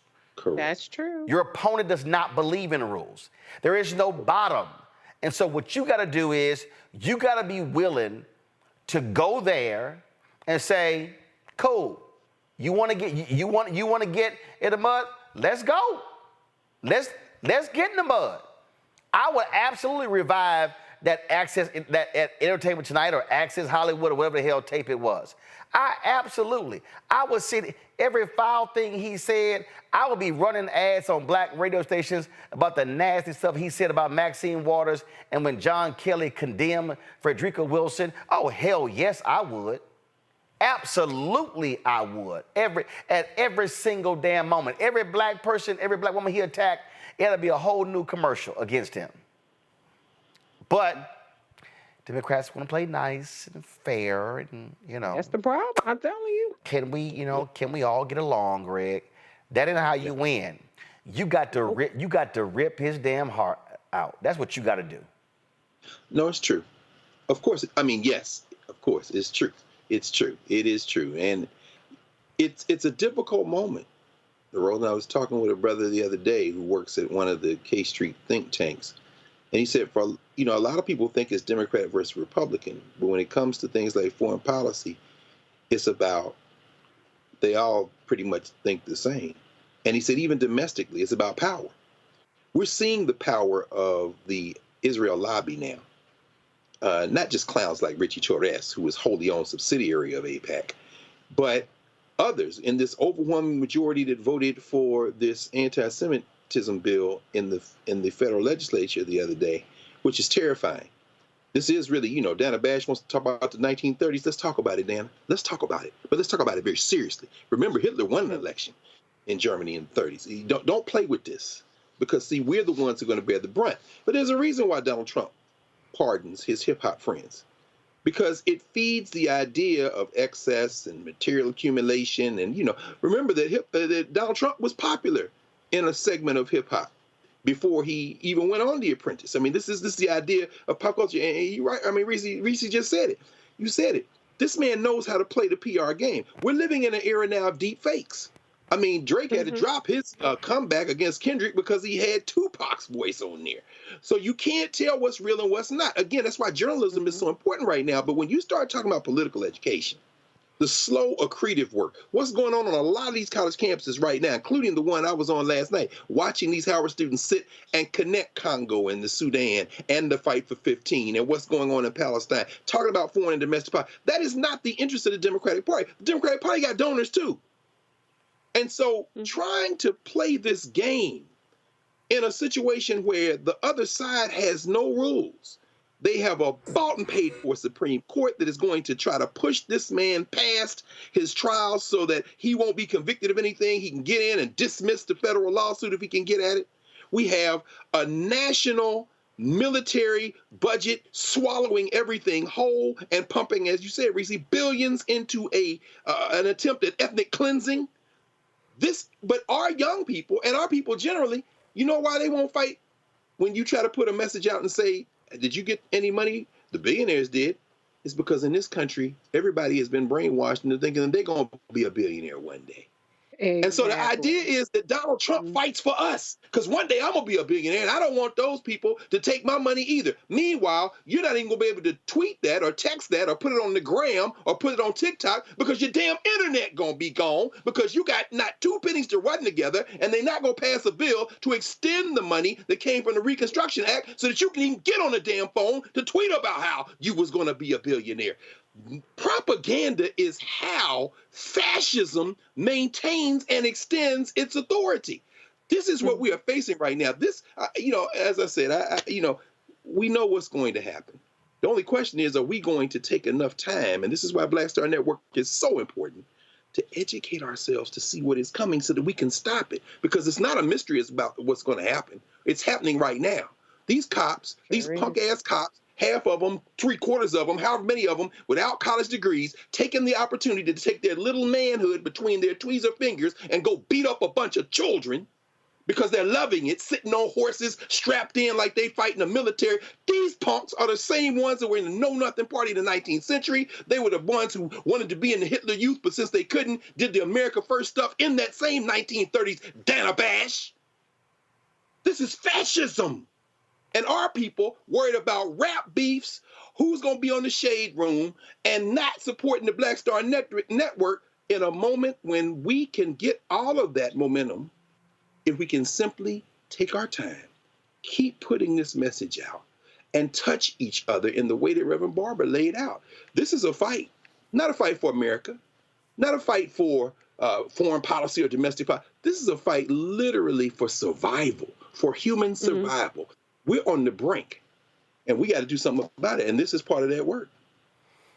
Folks, you talked about, Greg, what's happening in the Congo. In Haiti, Haitian gangs have launched new attacks in the country's capital days after the swearing in of the Transition Council. Reports indicate that the 9-person council that was inaugurated a week ago could not agree on a prime minister. The infighting had some council members threatening to quit. Yeah, that's crazy. Donna Gianfalo is the executive director of the Black Alliance for Just Immigration. She joins us from Denver, Colorado. Glad to have you on the show. Nana, first of all, before I get to Haiti, I do want to get your thoughts on that ad on how Republicans are trying to use the immigration issue against Black people in playing into what, and I've heard this for years, this increasing anti-immigration sentiment among African Americans. Yeah, I was listening over here just shaking my head. Thank you, Roland, for having me on. Just shaking my head because they know what they're doing. They know that the Black community, the African American community in particular in this country, has been so abandoned, and that they are part of the abandonment in terms of resources, in terms of attention, in terms of folks being able to have the things that they need and deserve based upon being human beings, but also based upon the legacy of what African Americans have built in this country. And they know that that abandonment has happened. And they know that they aren't, when they talk about quote unquote illegal immigrants, they know what they mean. They're referring to non-white immigrants and trying to make that pit. And, I wonder, you take a place like Chicago, do you know that they resettled 20,000 Ukrainians in Chicago? 20,000. Over 200,000 Ukrainians have come into this country either as refugees or asylum seekers. Who is wondering about that? Who is fighting that? Who is even bringing that up in the conversation? No one, because they're white and they're the ones who were actually taken care of by this government. They're the ones whose rent was actually paid. And the people. So how do you counter it? How do you counter how they're trying to target Black people? Because I've been saying for years to Black people, and I even get Black people when I say that you got Black immigrants, and I hear some Black people say the hell with them too. Even though right now 10% of the African American population in the United States are immigrants. Absolutely. And 20%, if you include people such as myself who were born in this country, that's 1 out of every 5 Black people, right? And that's not a small number, 20% of the Black population. What we do at Baji is really, it's a 2-part piece. One part is to talk to our own communities, Black migrant communities, to get them a better sense of really what Blackness is in this country, what African Americans have been a part of, what African Americans have gone through, what the legacy has been of what has been built, to make sure that we are funneling into that. We are not going to leapfrog over African Americans into some white land of milk and honey called the American dream. That is not going to happen. It's an American nightmare, as Malcolm said, for us too. So that's the first part. The second part is to speak to African Americans and remind African Americans that you are considered foreign in this country. Let's not pretend, as the sister just said earlier, this attack on the 14th Amendment to make it so that people like me who were born here are not citizens is the only reason that African Americans are citizens of the United States of America. And so this idea, when you talk about moving, everyone moves, right? But when African Americans moved, it was called a Great Migration, because that word migrant is applied to people that this country believes are not really a part of this country. And so having that conversation to make folks understand, we have to expand what Blackness is in order to build power. White folks expanded who it is to be white to build power. Brown folks expanded who it is to be brown to build power. Black folks, we got to expand what it means to be Black if we're going to build the kind of power we need to not become the more diminutive power minority, quote unquote, in this country. So share your thoughts on what's happening in Haiti. So what's happening in Haiti is a takeover. It's a continuation of the takeover that you know so much about, Roland, in the way in which the United States, in which France, in which Canada has always been interfering in the business of Haiti. And so, yes, Haiti has a situation in which there is rampant violence, a situation in which people are food insecure, a situation in which people are really in a state of survival and trying to make it happen. And all of that is the result of what has been Western policy U.S. policy from the kidnapping of Aristide, a duly elected president of Haiti in 2004, to 100 years before, up until today. And this council that you talked about is a council of which nary a single person was elected by the Haitian people, was nominated by the Haitian people.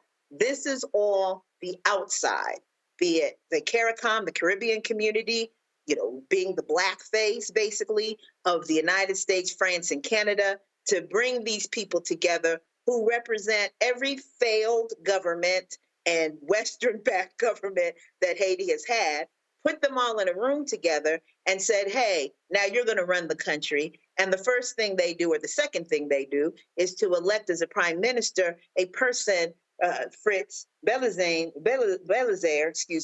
who was the sports minister in the 2000s. That gives you a sense. With the requirement that this council allow a multinational police force led by Kenya, which ain't got nothing to do with Haiti, again, black-facing the violence, to come in and supposedly be able to quell this violence that's happening in Haiti. We know that it has to be a Haitian solution that comes from the Haitian people. That's what we know from how we address violence in this country, how violence is addressed in the favelas of Brazil, and everywhere that Black people are around the world. We are the ones that have to come up with the solution, and there should be nothing about us, as we say, without us. And that's what we have with this council and what's moving in Haiti right now on the political level. Questions from the panel, Greg?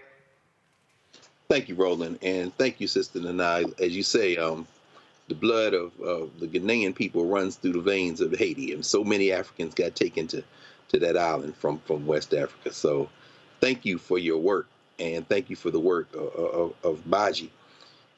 How can we get folk to understand and ultimately address this division between the people and the privileged? I mean, this whole show, beginning with Reverend Barber, the question of what the people need, but then you got this bourgeois elite here in the United States, and of course in Haiti, never been allowed to develop. When you frame that, I think about how Preval was there, and now here's this guy who was working with Preval, but the only reason Preval was there because the U.S. took out Aristide. And am I correct to say that the Montana group, and especially Lavoyas, those were the two cats that were like, hey, y'all pick this guy and then tell us what is going on. Should we leave? How should we think about the division between the people and the privileged in Haiti, especially finally as some of these armed militias are now clamoring for a seat at the table, and this cat, Cherizier, said, where these guns coming from? Well, some of these bourgeois Negroes in Haiti hired y'all and used the guns, and now the people are looking like we need somebody. How can we separate out between the people and the privileged as a way to try to understand what can and can't be possible in Haiti?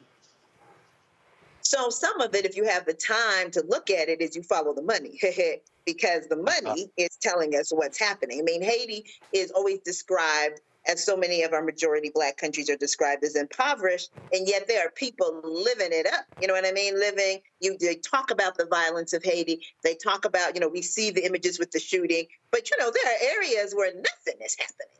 Those people are safe and secure and driving their Mercedes and their Peugeot and their everything else and living their life. And those are the people that you see here on the council. Those are the people that now they're asking to be in charge. There are, as you know well, Brother Greg, there are community organizations that have, some new, some, since the time of Aristide and Lavoisier, that have been working on the ground with people, providing support. And those are the voices that we should be listening to. Even when they talk about the armed civilians, which they describe as gangs, and maybe some of them would describe themselves as gangs too. I tell my young folks that work with us at Baji, I'm old as dirt and twice as funky. And I worked in 92 with the gang truces that were happening in LA. I was one of the few sisters that was up in there. Brother Jitu Siddiqui, peace be unto him, that called with others for a national bringing together. Remember, from Kansas City, from Baltimore, from all of these places. And it was them who stopped it. It wasn't the police. All the LAPD squads and all of the people that were brutalizing with all the murders they were doing, they never stopped it. It was us who stopped it. We have those same experts alive today, old as dirt and twice as funky, and some younger ones. And we have them coming out of the favelas of Brazil. And we have them coming out of Central America. So we have the antidote, let's say, to even the armed violence. And what it is not is violence sponsored by the United States, France, and Canada, the European Union. That's the AU. That is not what is going to solve the problem here in Haiti. We have to say, what are the people calling for? The people are calling for food. The people are calling for aid. The people are calling for help in the same way that the Ukrainians were helped in this country, where people can unite with their families, make some money, do some things that can support folks back home. That's what the people are calling for. When it says death, we know it's not the people. When it's about life, we know it is about the people. Yeah. Thank you, Sid. Thank you so much for being here with us tonight. I want to return to the topic of citizenship. You mentioned it after I mentioned it. I've noticed that a lot of the rhetoric around immigration has pivoted to being anti-Haitian immigration. And that's conveniently after they've passed a lot of laws, or they're starting to pass laws like in Louisiana and in Georgia that allows police officers to arrest people just merely off the suspicion of them not being here legally. I've been trying to drive home the point with Black Americans that is going to impact us, because the ability of police to just stop anybody, just as much as it's going to impact Haitian immigrants or any kind of immigrant, whoever you deem is not worthy of being here in this country, regardless of status. Can you talk a little bit? Have you seen any kind of increase in policing around Black communities, around immigrant communities with these new legislations being passed? Absolutely, and thank you for that. So firstly, there is a lot of talk about Haiti because Haiti are like the Black migrants that we know. So it's kind of like how every brown migrant was a Mexican, remember? And so everyone would just say the Mexican. So people say the Haitians. But actually, the numbers that are really increasing are folks that are coming in from the continent. And you can kind of trace what's happening on the continent in terms of conflict, climate change, et cetera, and that tells you who's coming in. And absolutely, there's this connection. So this is the core of Baji's work.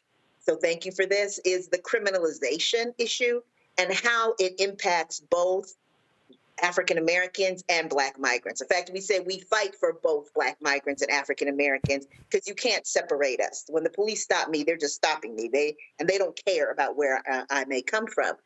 What we have is a police to deportation pipeline. When you have a law like SB 4 in Texas that says if you think someone looks like they are not from this country, you get to stop them. I wish we could show all four of our faces on this screen. Who don't come from this country and who come from this country? Right. And so they're stopping you for, I'm a criminal defense attorney, was a former president of the National Conference of Black Lawyers, the legal arm of the Black Liberation Movement. They're stopping us for having those little trees in the window, right? They're stopping us because they say that your taillight is out. Now, they have literally been told, if it don't look white, you get to pull it over, right? And we know that pullover is going to learn to those searches, become those searches. It's to become those Sandra Blands. It's going to become all of those cases, tragic cases of people being killed as a result of a traffic stop, as a result of being stopped while Black, of just walking. And that has already happened. So that's the thing people need to understand. That's happened in Boston. Remember, there was a brother who was jogging and this ICE cop pulled up next to him. There's an African-American.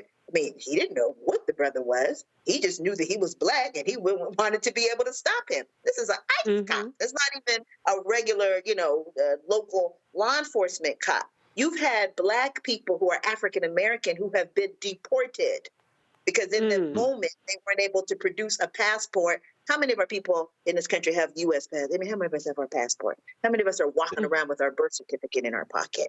And so to both of your points, or all three of your points, when fascism gets entered into this, now it becomes a no rules, no holds barred. You'll be trying to explain to people that you're not really from Panama, but you'll already be in Panama in a prison that has been designed and set up and paid for and organized by the U.S. government. And I'm talking about all the administrations, including this administration. Well, it's a whole lot to digest there. And again, our goal is to let folks know, provide different information, and I just keep trying to explain to people. And I mean, I get these folks sitting here, oh man, you trying to sit here letting all these immigrants in, and I keep trying. I'm like, guys, y'all can sit here and complain all y'all want to, but there are people in this country who are from Bermuda, Haiti, Jamaica, who are from a number of different African nations as well. And if you act like that those numbers don't have an impact on voting areas, look, I'm from Houston. Houston has the largest Nigerian population in the United States outside Nigeria. Houston does, because many of them go to Texas. Huh? We have the highest proportion of naturalized citizens, right? So we are not mostly undocumented. We are mostly the people who are able to vote. Shirley Chisholm's parents were from the Caribbean. I mean, we're, Kwame Ture, Black Power, Trinidad. Like, this is not a new hookup. We've been here. Inse Ufot, who used to be the ED of New Georgia Project, running around getting 800,000 people with that crew registered to vote in the state of Georgia. She came here when she was 12 and became a naturalized citizen. We are here. We've been here. We're not going anywhere. Let us build power together instead of falling into this trope that then sends people in directions that we don't want them to go in, where they're actually working against the legacy that African Americans and others have built together. I keep trying to tell folks that, and so we appreciate it. Thank you so very much. If folks want to get more information on your organization, where do they go? They go to www.baji.org. And also you can hit us up at Twitter, Baji Tweets, and on Instagram at InstaBaji, and that's BAJI. Thank you so very much for having me. Lovely talking with all of you. All right, we appreciate it. Thanks so much. That is it for us, Reese and Greg. First of all, let's have a belated happy birthday to Greg. Greg, your birthday was Saturday, correct? Yes, sir. I appreciate that, Bob Roland. And of course, I just passed my anniversary on the 15th. Well, my 35th anniversary was Saturday, April 27th, your birthday. Well, come on, man. Happy birthday. Yes, sir. now you say your anniversary was April 15th? The 15th, yes, sir. Okay, how many years? 1985, brother. It'll be 40 next year. Can you believe that? Wow, 39 years. Well, so good. You right behind me, though. Huh? You right behind me, Roland. I tell the young boys, we pledged in the dark ages, brother. Some of that stuff can't be repeated. I'm at 35, so I'm not right behind you. Right behind you. I'm 4 behind. Let's just be real clear. Yes. I mean, right behind if it was 38. Okay. Facts. Yes. My brother, his anniversary, This it was is the only time you've ever not tried to out alpha somebody. This is the first time you're like, I'm not as alpha as you. He's just younger, that's all. Right. I mean, he older. So when you got your senior alphas.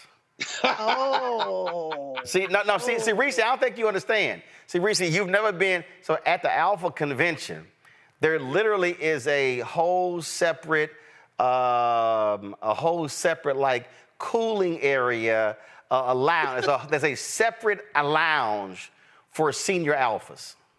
Lord have mercy. They have their own lounge. Like literally, you have to be a certain years in the frat to be able to go into that lounge. And so I'm just saying, Greg will be able to go into that lounge at least 4 years before I will. I'm about to say, but neither one of us can get in there now because them old heads serious about that lounge. Yes, you're right. If you ain't got a certain badge, you can't even open that damn door. Okay. Look, Mariba Kelsey, who was he's the last surviving member, founding member of the chapter at Tuskegee. We were down there in September. They honored him. He'll be 99 next month.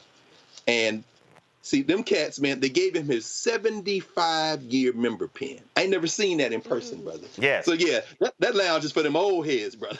You know Yes. So, so Greg will be in that lounge before I will. All right, so again, happy belated birthday, happy Alphaversary. Happy belated birthday, Dr. Carr. As well. So, again, that's it. Reese, what the hell's coming up on the show this weekend? I don't know yet. It's a lot. Maybe the Maryland primary. I still got to drag David Trone for coming after County Executive Angela Austin Brooks. When is the Maryland primary? So it's early voting right now, and then I believe I always early vote, but it's early voting right now through the 9th, and then I think the 14th is primary day. Oh, but gotcha. yeah, don't let you might want to tell. I mean, here's what I don't understand. So somebody from the Angela Alsbrook campaign called me about coming on the show, and I ain't heard from him since. Okay, I'm gonna reach out. I don't want to. I mean, they called. Well, they called to see if I was going to talk about the Trone Jigaboo comment, which we did. And I ain't heard from them since. So, just saying. Yeah, we gotta work with our people. I'm just saying. I mean, we kind of talk about black people all the time. And of course, we'll be. Next week, we'll be talking with Marilyn Mosby, who is seeking a pardon from President Biden. She faces sentencing later this month, and she's like, how am I convicted for trying to use my own money?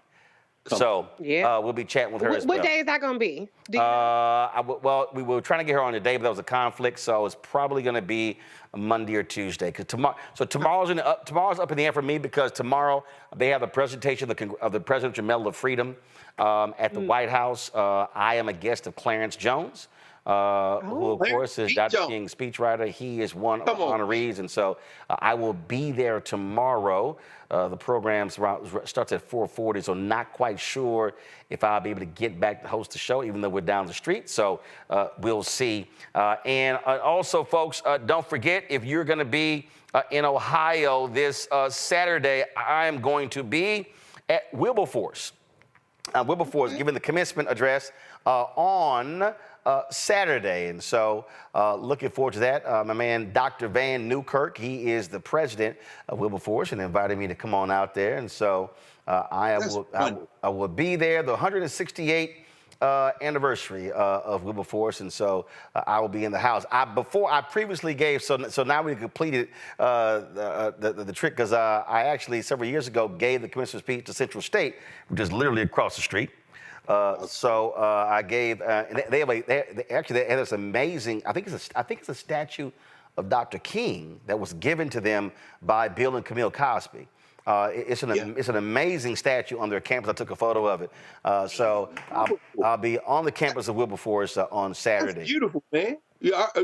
Charles Wesley and W.E.B. Du Bois, Wilberforce. Well, Wesley was president of Wilberforce. So you talk about Alpha, man. You get ready to bring that right to the center, man. Congratulations on that, bro. Yep. So looking forward to. So it's graduation season, and of course next week Howard has their graduation. I got to be back again because my niece, who got her undergrad last year, she gets her master's next week.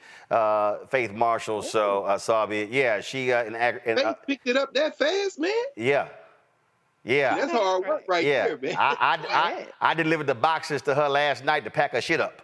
So, yes. So, yeah, she got her undergraduate last year. She getting her master's. She graduates next week. So she knocked out the undergrad and the master's in architecture at Howard in 5 years. So, yep. Ooh, wow. Yeah, I know. Congratulations. Little smart ass. When she got there, man. She just got there, man. Yeah. She's not playing. Yeah, I know. Little smart ass kids, you know. Just saying. That's right. Good. Now they can graduate and start spending their own damn money. There we go. All right, Greg and Reese, we appreciate it. Thanks a lot. Folks, don't forget, if y'all want to support us in what we do, your support is absolutely critical. As I said, I got to open up these envelopes to the folks who've already sent their money orders and checks. Our people who, I love black people. They tell me, they say, listen, I don't do electronic stuff. I'm old school. They'll walk up to me and hand me money when we different places. But we appreciate it because it all absolutely works. And so if y'all want to join our Bring the Funk fan club, send your check and money order to P.O. Box 57196, Washington, D.C., 000 20037-0196. Cash App, $RM Unfiltered. PayPal, R Martin Unfiltered. Venmo is RM Unfiltered. Zelle, Roland at RolandSMartin.com. Roland at RolandMartinUnfiltered.com. You can also, of course, download the Black Star Network app. Y'all, we need to get to 100,000 downloads. It's taking too long, okay?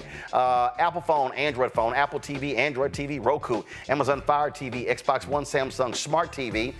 You can also, of course, help us by getting my book, White Fear, How the Browning of America is Making White Folks Lose Their Mind. Available at bookstores nationwide. Download the audio version on Audible. And I have select copies of The First, President Barack Obama's Road to the White House, as originally reported by Roland S. Martin. Some great interviews in there with Erica Alexander, Spike Lee, Malik Yoba, all kinds of Hill Harper, and so many others. Also, you got photos in there. You got the DVD of my NAACP Image Award winning interviews with then Senator Obama and Michelle Obama. All of that. I cut the price down, $10 for the book, $5.99 shipping and handling. I'm personally autographing all of the books. And so, you want to get your copy? I do not have, I'm trying to tell you, once I sell all of these out, I'm not actually printing any more. So you want to get your copy, go to RolandSMartin.com/thefirst, RolandSMartin.com/thefirst. And don't forget to get your Shibori pocket squares, your custom feather pocket squares, by going to RolandSMartin.com/pocket squares. That's it, folks. I'll see y'all tomorrow. Maybe. Actually, I will see y'all. I'll send some video from the White House. And, of course, Wilberforce will see y'all on Saturday as well. All right, folks, that's it. Y'all know how we end the show. And so y'all know it's been a little warm in D.C., so I had to crack out, the straw hats. That's it. I'll see y'all. Holla! Black Star Network is here. Oh, no punch! I'm real revolutionary right now. Thank you for being the voice of Black America. All momentum we have now, we have to keep this going. The video looks phenomenal. See, there's a difference between Black Star Network and black-owned media and something like CNN. You can't be black-owned media and be scared. It's time to be smart. Bring your eyeballs home. You dig?